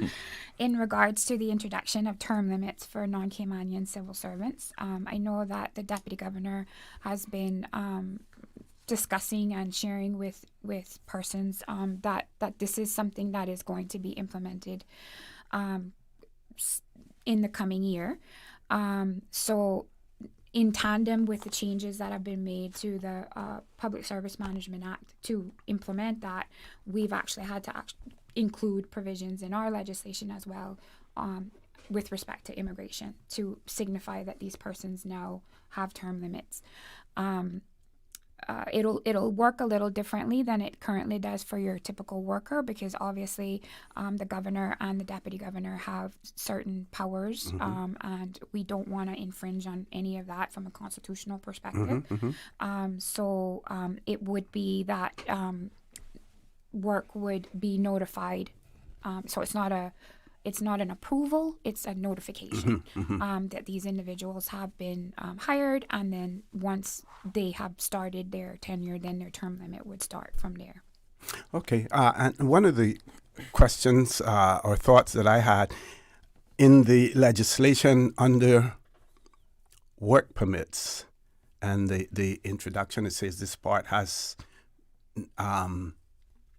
no application, I'm not using the exact words, but no application to persons employed by Her Majesty's government, consular officers, persons employed by the government of the Cayman Islands as well. Does that wording now have to be changed as well? It does. Precisely. That's where the change is going. And if you read the bill, we had to then jump around and add in some additional criteria in there. So judges, for example, are not considered civil servants. And constitutionally, they're not public officers either. Right. Yeah. So we had to make a specific provision in there that work permits don't apply to them either. So they're appointed by the governor under constitutional provisions and in some cases separate legislation. So they're carved out of not requiring this, although they're not technically civil servants and they're not under that aspect of the PSMA and the Constitution. So it's a bit of juggling. Yeah, and I want to pause for a second just to make these remarks as well. That people spoke about the government and promises that had been made on the campaign trail, but they need to appreciate the amount of time and the amount of study that has to go into amending legislation and making those changes and everything. Because if you miss out one little detail, it could impact so much. So, I mean, really kudos has to go out for this amount of work that has been done so far in such a short period of time as well. I'll call out Ms. Rollner and Ms. Darling. I was looking at her when I was talking about that as well. This particular section, section 53, Darlene and Rollner probably spent 2.5 weeks tweaking and going through, because it involved not only the immigration legislation, the PSMA, the Constitution, and all of those nuances. So it was wording it so that we didn't have any unintended consequences. POCS weighed in as well as the deputy governor. So this particular section we spent a lot of time on. So yeah, kudos to Ms. Darlene Glidden and Ms. Rollner on this work. Okay. This next one, I must say that I have some friends who are farm hands. I have one of our cycling buddies who works several acres of land as well and, as a farmhand, and they've gone through one series of rollovers, already, and probably within the next year or two having to go through another series of rollovers as well. Doesn't help his employers any, doesn't help us who rely for the provisions as well. So it's good to see this here as well. So Mr. West, you're going to talk about commercial farm hand certificates. Yes. So thank you, Mr. Connor. And in this regard, we have gotten strong representation from the Ministry of Agriculture that the skilled farmers and farm hands that are integral to our commercial farmers are in short supply. And by having the extended term limit break-in service would be a detriment to them being able to continue on with their livestock and so on. So they've asked for cabinet support for a exemption category certificate to be issued for commercial farm hands. And I would hasten to add that this is not your sort of backyard farmer approach. This is a separate definition for commercial farm hands, and it's similar to the specialist caregiver certificate. And the certificate would, if approved, would be granted for 5 years, locking the farm hand into that specific farmer doing that role. On application, if the conditions still apply, would be allowed to be extended for a further 5 years, a new certificate for 5 years, for a maximum of 10, or until the individual reaches age 65, whichever comes first. That change is also being made to specialist caregivers. So the nuance for specialist caregivers, for your listening audience that don't understand what that is, specialist caregivers are allowed to bypass the term limits if they're in that category. Currently, they can get their 5-year certificates renewable indefinitely. We're seeking to limit that as well to 10 years. So that would mean a maximum stay in country of 19 years, or age 65, whichever comes first. So those are the sort of changes to the existing provision, and then adding the commercial farmhand in as well. Okay. I will hand over to Mr. Scott for fines and fees, Fees. which I think is quite relevant based on his background. Again, a welcome change in relation to providing a regulatory basis for refund of fees in certain circumstances that are prescribed. At present, the legislation only permits, obviously, for any types of refunds or fees. I would even preface it to say waivers and so forth to be done by cabinet.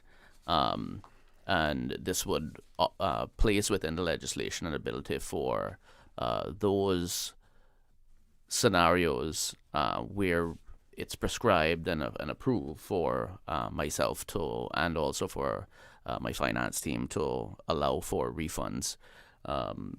Chief, I'm not sure if I'm correct, so I'll place you on notice at this point. If when we're speaking of this, this is dealing with cases where proactive rating of, say, for instance, persons who have gotten their PR are paying their, and some of these fees are fairly high annually, and where they then move on to status. Say if they paid a whole annual year's fee, and they move on to status within the first month, 2 months. These prescriptions are prorated. That gives the ability for the department to refund, whether that's 3/4 of the fees that have already been paid that hadn't been used. In instances, these are just one in a few scenarios that it would actually provide myself the ability to have a refund rather than for there to be in a special circumstances elevated to cabinet. And would there be any guidelines within that? Let's say, for instance, if you've gone over half of the annual fee already, that you get absolutely nothing back, but correct. It's less than half. Correct. Exactly. So similar to how the work permits work now in their refund process, where if you worked for less than 6 months, you can claim back, but if you've gone 1 day over 6 months, then you can't. So it's a similar type provisions would be had there. Okay. And So that covers B, where it talks about validate the collection of certain fees and fines previously administered by the director, promoting fairness and accountability. Is that or that's in some way it's a bit separate. The collection of certain fees, where if we're speaking of duplicates or new certificates, the legislation doesn't cover all of the scenarios. So we want to make sure that we're appropriately covering ourselves when charging any fees relating to, say, for instance, if there's a anomaly with a duplicate fee versus an actual reissuance of a certificate, we want to make sure that there's that we put that on, or at least have the legislation very clear as to why those fees are actually being charged or how those fees are actually being charged. And in addition, as it relates to fines, currently fines are we are empowered to administer fines in the Substantive Act. When we're dealing with the schedule of fines and the amounts, and that is really done by policy at this point in time. But what we're actually doing here is actually placing this within the legislation. Is it the regs or the supported by regulation? So supported by regulation, not the Substantive Act, but within regulation that will make it very clear as to what we're doing. The public can be informed, and also strengthen the ability for the fines, especially at administrative fines, in-house, to ensure that there's transparency as well. Okay. I think we're back over to Ms. Rolna. Yes, sir. Transition provisions. I know people, I was talking to someone the other day, and they were very happy to know that their application for, I wouldn't say what it's for, but their particular application is covered when these provisions come into effect, that what they have already submitted is grandfathered in, as well. Yeah, so I would say that the majority of feedback that we've received so far is in regards to that specific question. In ensuring that their applications or their facilities are going to continue under the law in which they received it, and it won't change based on the new provisions. Okay. So just to clarify, again, if someone has sent in an application under the current legislation, so when this new law comes into effect, hopefully next year, 2026, fingers crossed, if their application is received in 2025, it would actually be under the current 2022 version of the law. The current version of the law is what Director Scott and his team would process that application under. It wouldn't be under the new version, under this bill. So, quick question before you go on there. So just in case, because we know people out there, thinking about ways that they can game the system, as well. So applications that are submitted now, they must be well intended, and they should be complete. Yes, sir. As well. So if it's an incomplete application just to stall the process, that won't be allowed. Yes, sir. Agreed. 100%. And not allowed to apply early either. So we have seen the CSPR board kickback I want you to bring that mic a little closer to you. Sorry. Yeah, so we've seen the CSPR board kickback applications that were submitted in advance of their permitted time, their entitlement to apply.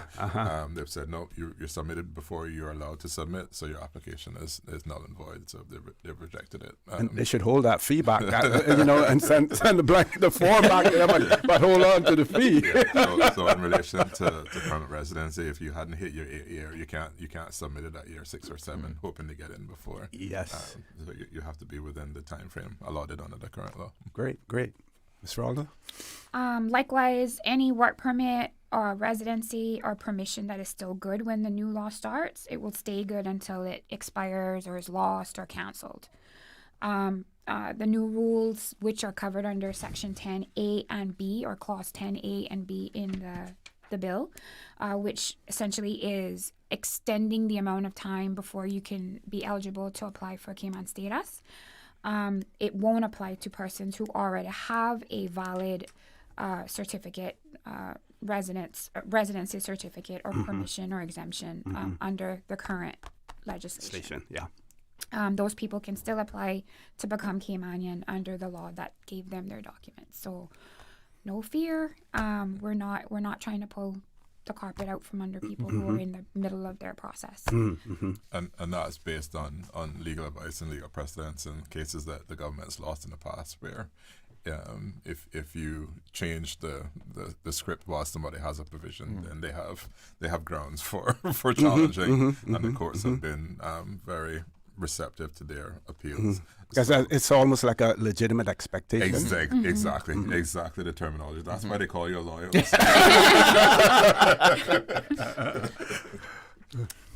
The next one actually is in relation to statutory authorities that are currently under the government, namely the Health Services Authority and the University College of the Cayman Islands. We know specifically regarding Health Services Authority, they've moved from being departments to being statutory authorities, back and forth. So with respect to those changes, they actually haven't amended the way that they process employment applications in order to align with the law that they're falling under. So they've continued essentially to not have term limits for their employees. Sorry.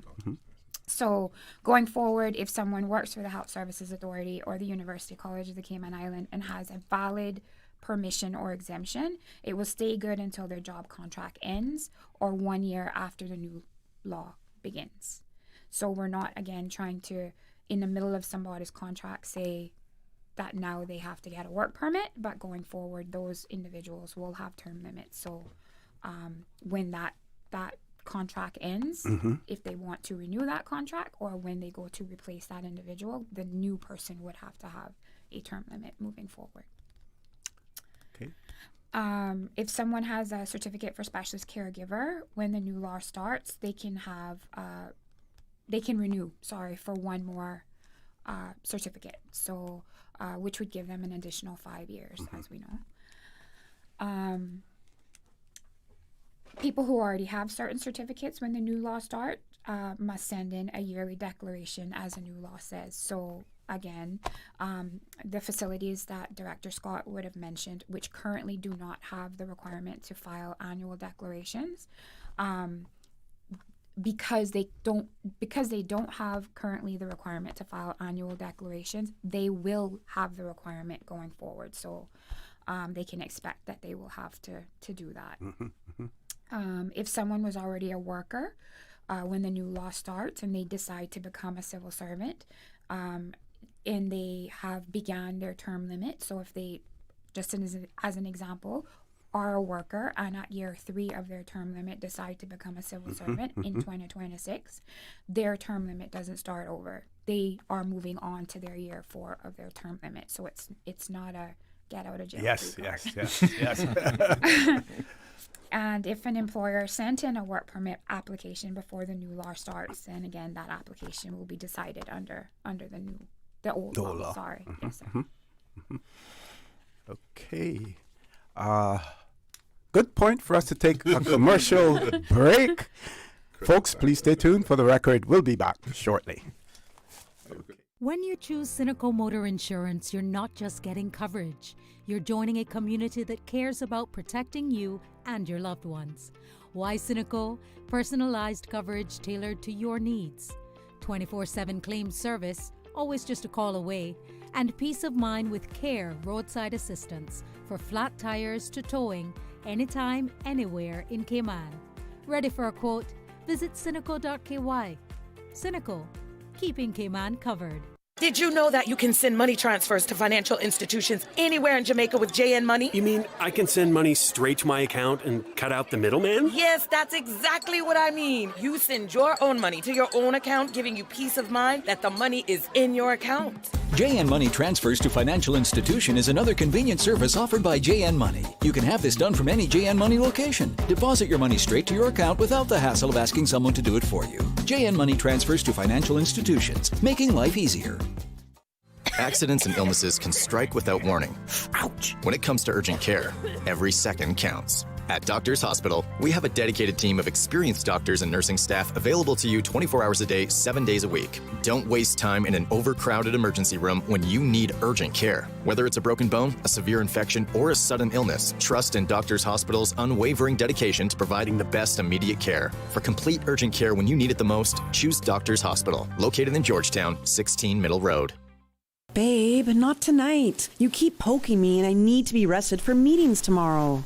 What? I was almost asleep. That's the mattress spring I keep telling you about, not me. We really need to get a new mattress. Tossing and turning, back hurting, can't sleep? It might be time to turn in your old mattress and go to bed with a new one. Browse the huge mattress showroom at Brand Source Home Gallery and pick the perfect mattress today. With mattresses to suit every budget, Brand Source Home Gallery stocks a wide selection of sizes and styles like pillow top and gel memory foam. So stop tossing and turning and sleep better tonight with a new mattress from Brand Source Home Gallery, Dawson Drive, Industrial Park. My mom's a superhero. She always knows what to do when I feel icky. Yesterday, we went to West Bay Pharmacy, and they had everything she needed. Medicine, my favorite Band-Aids with dinosaurs, and even flavored vitamins. Mom says they keep our family healthy. I think they're magic. But don't tell anyone. I think superhero shop at West Bay Pharmacy. West Bay Pharmacy, where the superheroes shop. West Bay Pharmacy and Centennial Towers. Convenient quality care is just around the corner. Your dream home starts with a vision, and often inspiration is at the heart of that vision. Brand Source Home Gallery's in-house designers are here to help bring your vision to life. Whether you're remodeling or building a new home, Brand Source Home Gallery is your one-stop solution. Explore their kitchen cabinets, sinks, faucets, bath fixtures, tubs, vanities, and more. Let Brand Source's designers help and inspire you with your next project. Call 623-5000 and schedule an appointment with a design expert at Brand Source Home Gallery, Dorsey Drive, Industrial Park, serving Cayman for 50 years. Looking for fresh, healthy food that's full of flavor? Then you've got to visit Kirk Market. Our dishes are made with fresh, high-quality ingredients. Enjoy vibrant mixed greens or satisfying pasta salads. Or try one of our delicious grill options like blackened chicken, spicy beef steak, or grilled salmon. Looking for something light and flavorful? We've got sushi rolls and poke bowls prepared daily. And don't forget to explore a hot bar or Billy Fresh salad at the salad bar. Stop by Kirk Market today for breakfast, lunch, or dinner and taste the difference. Eat well, live well with Kirk Market.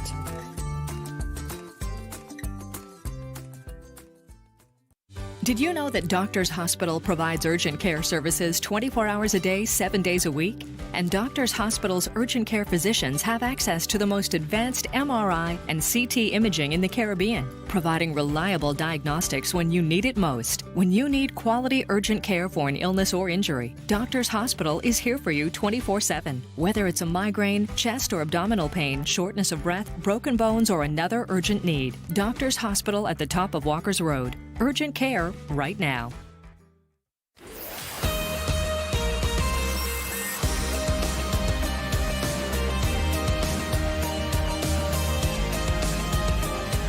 For the Record with ORRETT Connor.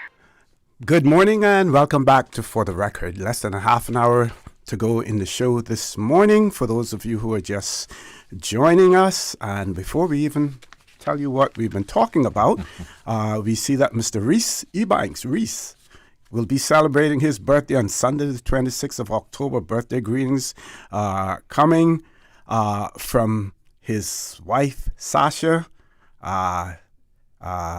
son, Cami, and daughter, Jess. Also greetings coming from his mommy and his daddy as well. That would be Miss Sharon and Mr. Clytus. And I will remind our cycling crew that his birthday is on Sunday and his obligation is to double his age in miles. So Reese, we hope you're only about in the 20s, otherwise you're going to have to do some mileage, on Sunday as well. So meanwhile, folks, some good news. We're going to be able to open up the phone line, just have a few more things to cover. So if you have any questions or comments must be short because we will want to accommodate as many persons, as many callers as possible. But if you want to call in, you may want to start to dial up now. What we are discussing, discussing the proposed amendments to the Immigration Transition Act 2020 revision. These amendments are intended to update and refine aspects of the existing legislative framework to ensure it remains responsive to evolving social and economic circumstances. It should be noted, however, that the immigration bill does not propose any changes to the permanent residency framework. Such changes will be addressed in the next round of legislative amendments as well. Mr. West, over to you, sir. Thank you again, OC. And just wanted to share again the website for the documentation. The draft bill is there. The easy reference guide as well as the FAQs. That can be found at the website gov.ky/labor. Persons who want to send in their feedback in relation to the bill, they can send that to the email address immigration consultation, no spaces, at gov.ky, immigration consultation at gov.ky. And we look forward to receiving those. Consultation closes on the 14th. And it's our expectation that the bill will then be debated soon thereafter in the Parliament. And we're praying for passage this year so that some portions, in particular the provisions as it relates to the civil service, would commence in January of next year. The bill is been drafted so that it commences based on commencement orders. That allows Cabinet to stagger the implementation of certain parts to ensure that the department, the community, and themselves are all ready for those to kick in at various timings in the new year. I want to clarify feedback on a question that came to you via WhatsApp in relation to Section 39, which is the existing Section 39 of the law, which is the criteria under which dependents of PR holders can apply. And the individual was saying that they didn't see Section 39 written into the amendment bill. So we sort of shared at the beginning, I know your callers come and go and your listeners come and go, Yes. that the amendment bill has to be read in conjunction with the primary legislation. And where the amendment bill is silent, like there is no mention of 39, that actually technically means that there's no change to 39. Okay. It stays the same. So in relation to the criteria under which persons can apply for dependents under their PR facility, there's no change to that bit. What we talked about were the sort of loss provisions that comes in after that process. Those are the key points for us. The clarification on Caymanian by entitlement, I'm just going through the frequently asked questions and just want to emphasize because we've gotten much concern around that. And I must say that the 5 years is intended to allow individuals to go off to university, in some cases be able to work remotely to get that experience and so on and then return. But wanted to ensure that persons who were born to non-Caymanian parents who then had their status grant extended to them would not be in a group of individuals that lived their whole lives away. And when they're at the mercy of Social Security and so on, want to then move back to the islands to benefit from that, having not contributed anything to the Caymans in the meantime. So that's that provision. It's not new. It's being reduced from 7 to 5. But still, in our reasoning, provides enough time for individuals to work and get experience and then return to be productive members of the Cayman society as well. I don't know if you have any other questions for us, Mr. Connor, in relation to the bill. Well, you did mention that this basically is the start in terms of the amendment. Not everything is covered here. I know that there are individuals and entities out there who have concerns about, for instance, employment agencies and the impact that they sometimes have, one, on Caymanians' ability to get employment. For instance, those temporary agencies that are allowed to have employees stay with one employer for 6 months, but they then must move on to others. The concern that they are able to get their foot in the door first, so they have the first opening on that. You know, in the construction industry, those companies that basically contract out labor as well. Some see them as being the root of some of the problems that we have in terms of unemployment, as well as abuse in relation to salaries, in relation to health insurance, in relation to pensions as well, and also the addressing the issue of temporary work permits. Those are things that have not been addressed yet. And what can you say about those? So I can start with the last one first in relation to temporaries. So when we covered fees and so on, one of the bits that we're introducing in the legislation is a ability to apply for an express consideration of a grant. So this is a long-term work permit. Many people apply for a temporary when they really want a grant, a long-term work permit, because they want a faster decision. When they apply for an express temp, that means the decision within 48 hours. That even puts more pressure. So a significant amount of Director Scott's resources are now geared up to do fast turnarounds on short temps that then come back again for 6 months and then come back again within the year for a grant. So we're touching that individual application three times in 1 year. So we're introducing an express on grants. It still has to go through the advertising process and have the same level of scrutiny, but it allows folks to not have to apply for temps and then tie up our resources, cost them more money too, and then ultimately apply for a grant. So that, I think, is welcome news to individuals who want a quicker decision.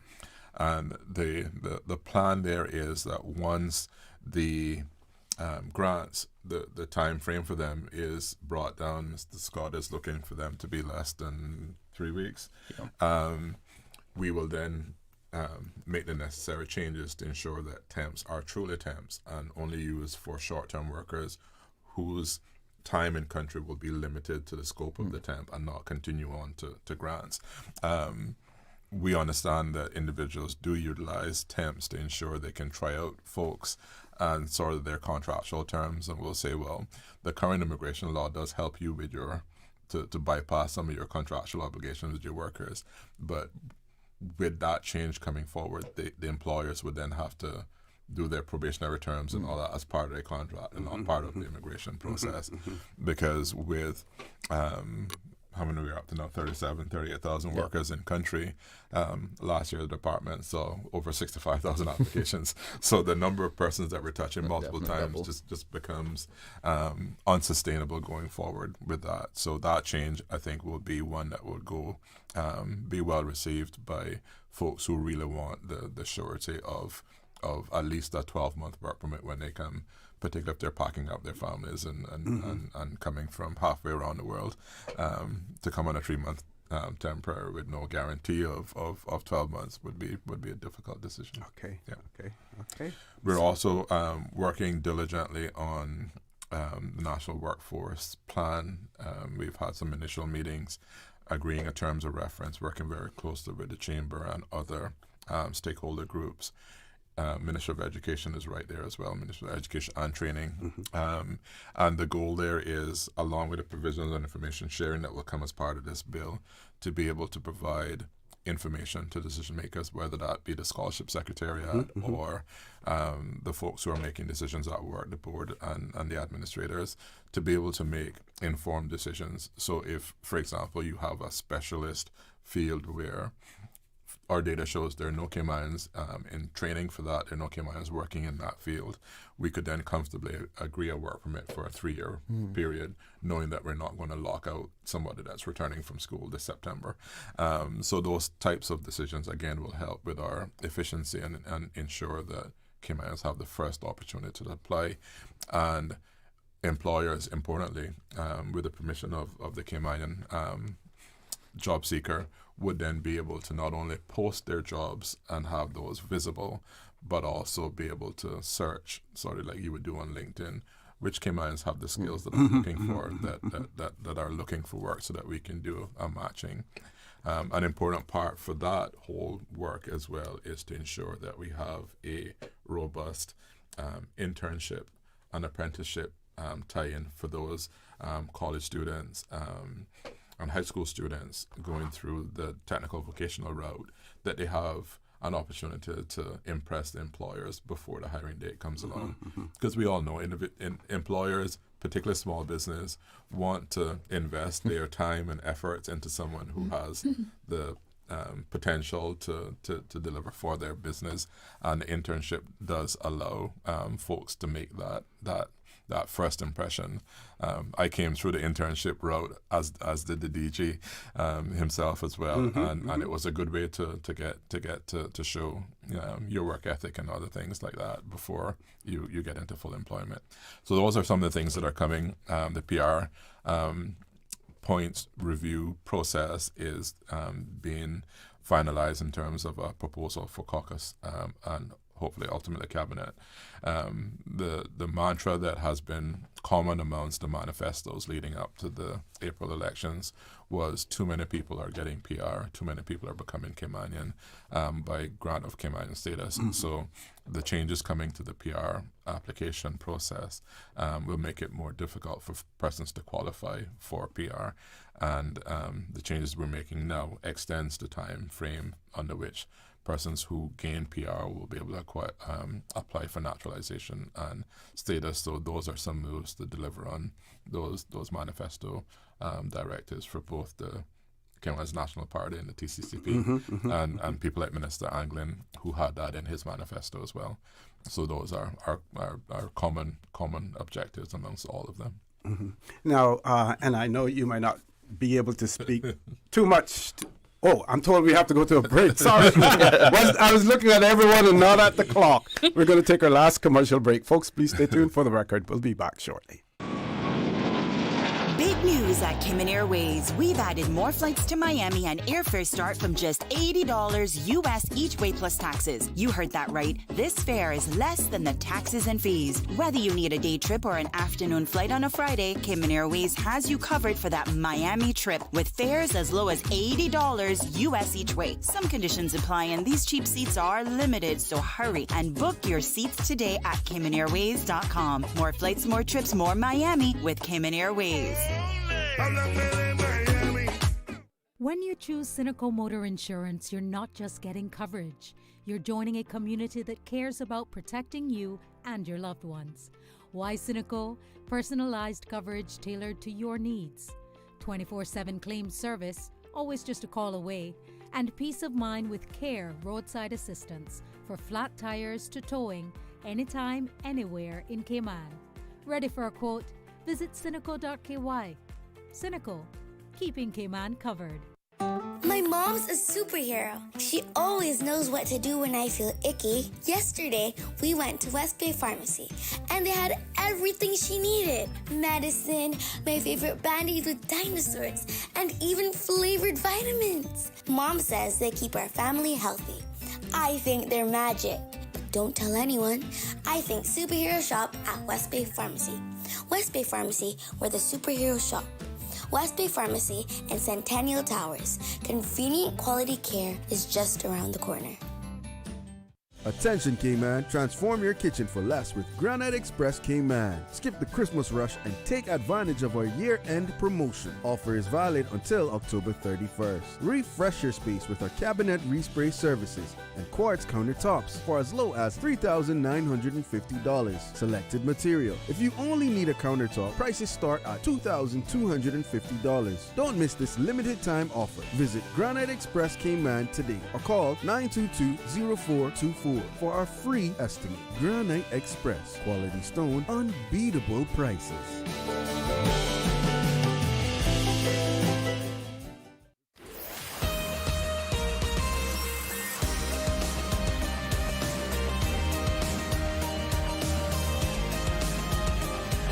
For the record, with ORRETT Connor. Good morning and welcome back to For the Record. About 10 minutes left to go in the show this morning. We did remind persons that we were opening up the phone lines. I believe someone was trying to call in on the WhatsApp number. If they so wish, they may want to do so now. Meanwhile, just to remind you why we are here this morning, we're talking about the Immigration Transition Amendment and Validation Bill 2025, which is out now for a consultation. And I want to take this opportunity to congratulate the minister, the chief officer, the director of work, the senior policy officer who has regained her name after doing another deed poll, so she's back to her original name of Rolina as well, for the excellent work that they have done in relation to this document that Mr. Howell has advised you is on the website as well.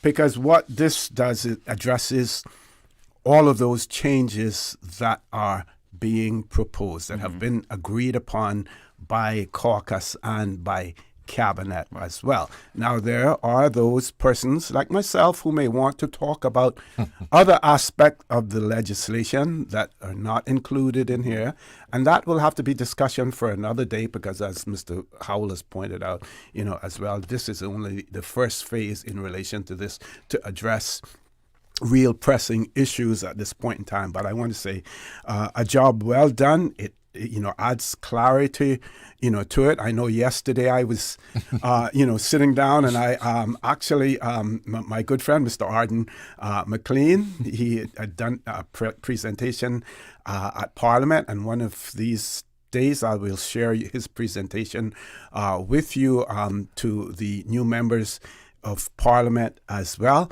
But he also picked up the green copy of the bill and original copy, and I had them side by side looking at, okay, this is what it was before, here is what it is now. But this lays everything out for you, so I would really, really encourage people to consult this particular document as well. But, congratulations to the whole team for the job that has been done. We know you're going to get criticized and say, well, this wasn't in it, and this wasn't in it, but that goes, with the with the job as well. So one of the things that we keep in mind is that perfect is the enemy of getting it done, because if we waited until we got it perfect with everything in it, we'd never get it forward. We have a commitment to take multiple versions of amendments forward, and green-lighted this one for Green Bill and on with it. So yeah, definitely we have marching orders as it relates to PR points and so on to come through on the next go round. So if individuals feel strongly about anything that they would like to see immigration-wise, their politician is the way to go about it. We are creatures of instruction as it comes to taking the political directives and making it happen through legislation drafting such as this. So that is our bit. I'd like to thank, in his absence, Minister Miles for leading the consultation that we've had, the early consultations with Chamber of Commerce members, CETA, who are an important business partner as it relates to the tourism hospitality industry, the HR Society, financial services and professionals, the legal fraternity, Mr. Richard Barton represented well there, Small Business Association. So we've done a significant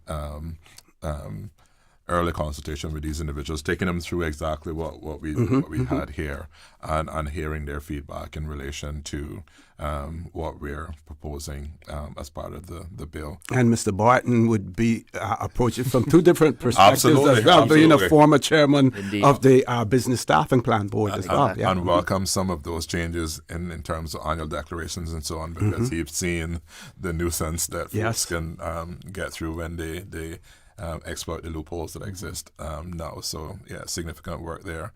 Also want to thank Mr. Scott and his team for this.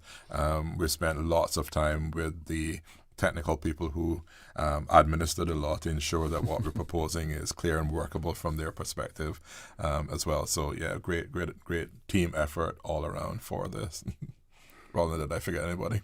Nope, I think you nailed it. Okay, we have a question here. This person asks, why is working in Cayman linked to a pathway to citizenship? Shouldn't the two be separate requests? After all, people made the choice to come here not against their will. It still seems like government is selling status, which Mr. Miles was against. Making it more difficult does not solve the problem. I'm not sure as civil servants, public servants, whether or not you're able to comment, on this, but you may want to try. I would just simply say that we are creatures of instructions, or instructions from a policy directive is to make it more difficult for people to qualify for PR, thereby reducing the numbers. But we have not been given a directive to eliminate that pathway completely. So that's a political call. Okay, and we have another question here. When a person obtains permanent residence and they have children that they... Okay.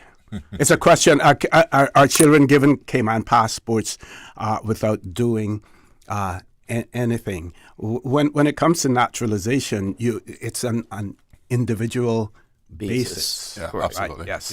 Yeah. So any child would also have to, qualify in their own right. And satisfy the prescripts of the British Nationality Act, which is the UK legislation common amongst all the OTs and the UK themselves. Mm-hmm. So, they have added something to it. They're saying children, a child that is born here.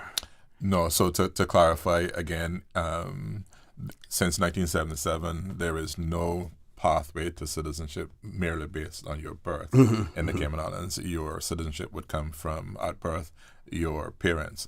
So if a Guyanese and a Barbadian have a child born in the Cayman Islands, that child would be subject to Barbadian and Guyanese nationality. But if that person was if those parents were British Overseas Territory citizens, by connection to another OT. So if they were Turks and Caicos and BVI, they could apply for a passport under one of those precepts, but not a Cayman Islands passport. But if they were BOTC of the Cayman Islands, then at the time of birth, then the child would be eligible to qualify under the BNA for naturalization and thereby get a BOTC passport. So just to say to folks, the BOTC Cayman Islands passport is not tied to your immigration status. And isn't proof that you are Caymanian. Precisely. Yeah, so. Okay, I want to give each of you an opportunity for some closing comments as well. And we're going to start with you, Ms. Waldner. Well, once again, Mr. Ossie, thanks again for having us here today. Giving us the opportunity to walk through what the bill has in it is really important, because I think it cuts down on confusion for some people. Ultimately, we just want to make sure that people understand what the intent of the bill is. We welcome all feedback from everyone. Again, the consultation ends on the 14th of November. So please, if you have any comments or feedback, please feel free to share it. And the process for doing that is pretty easy. Yes, sir. You can send your feedback into, again, immigration consultation, all one word, at gov.ky. Okay. Mr. Scott. Yes, thanks, Mr. Connor. And again, I'm just reiterating our appreciation for allowing us to be on your forum and radio show to share with the listening and the viewing audience and providing clarity where clarity is needed to the proposed amendment bill. Again, going and recognizing the staff at the Department of Work.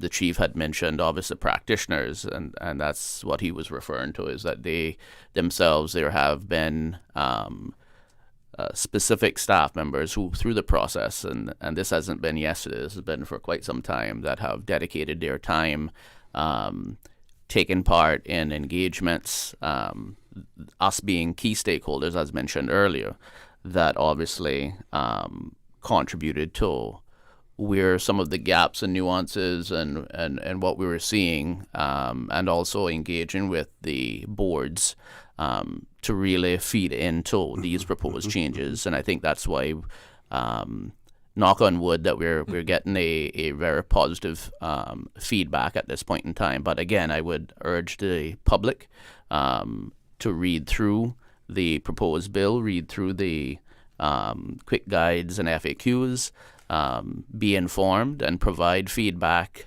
within the time that is permitted.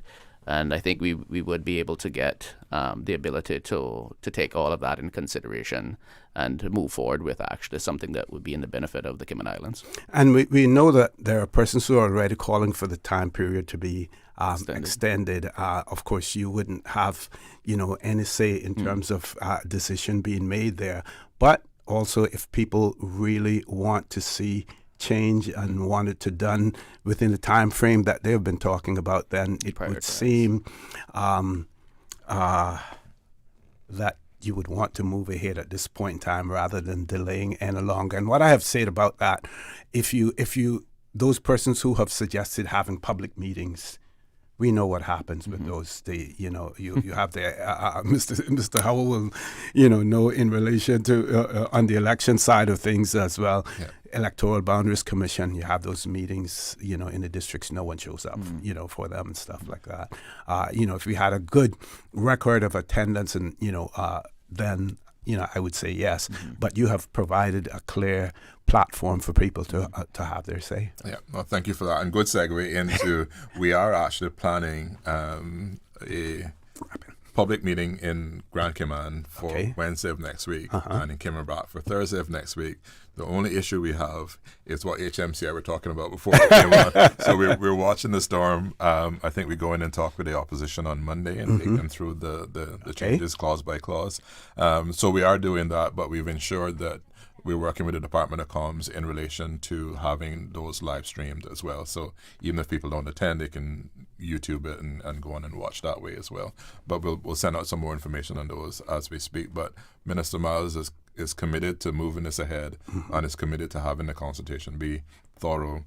Hence the reason we met with some of those groups that I mentioned earlier and so on. But thank you for your time. I know we've gone over a little bit. No problem. We do appreciate it. Okay, and thank you for all the hard work that you've done as well. And like I say, I've seen, many of these amendments and consultations and stuff like that. And this one tops it all in terms of the way things are laid out. So easy to understand and everything else. Folks, don't forget to join Mr. Charles Glidden Shallow at 12:15 for a talk today. Have a great weekend. Please stay safe. And as usual, we ask the good Lord to continue to bless these three beautiful, wonderful Cayman Islands. For the Record, proudly brought to you by Brand Source Home Gallery, inspiring luxury. Doctors Hospital, peace of mind is important when life happens. Doctors Hospital, always there for you. Call 949-6066. And Cayman Airways, call them on 949-2311 to book your nonstop flights to Los Angeles and Panama. Kirk Market, experience a world of choice. JN Money, from abroad to Yad. And Cineco, keeping Cayman covered.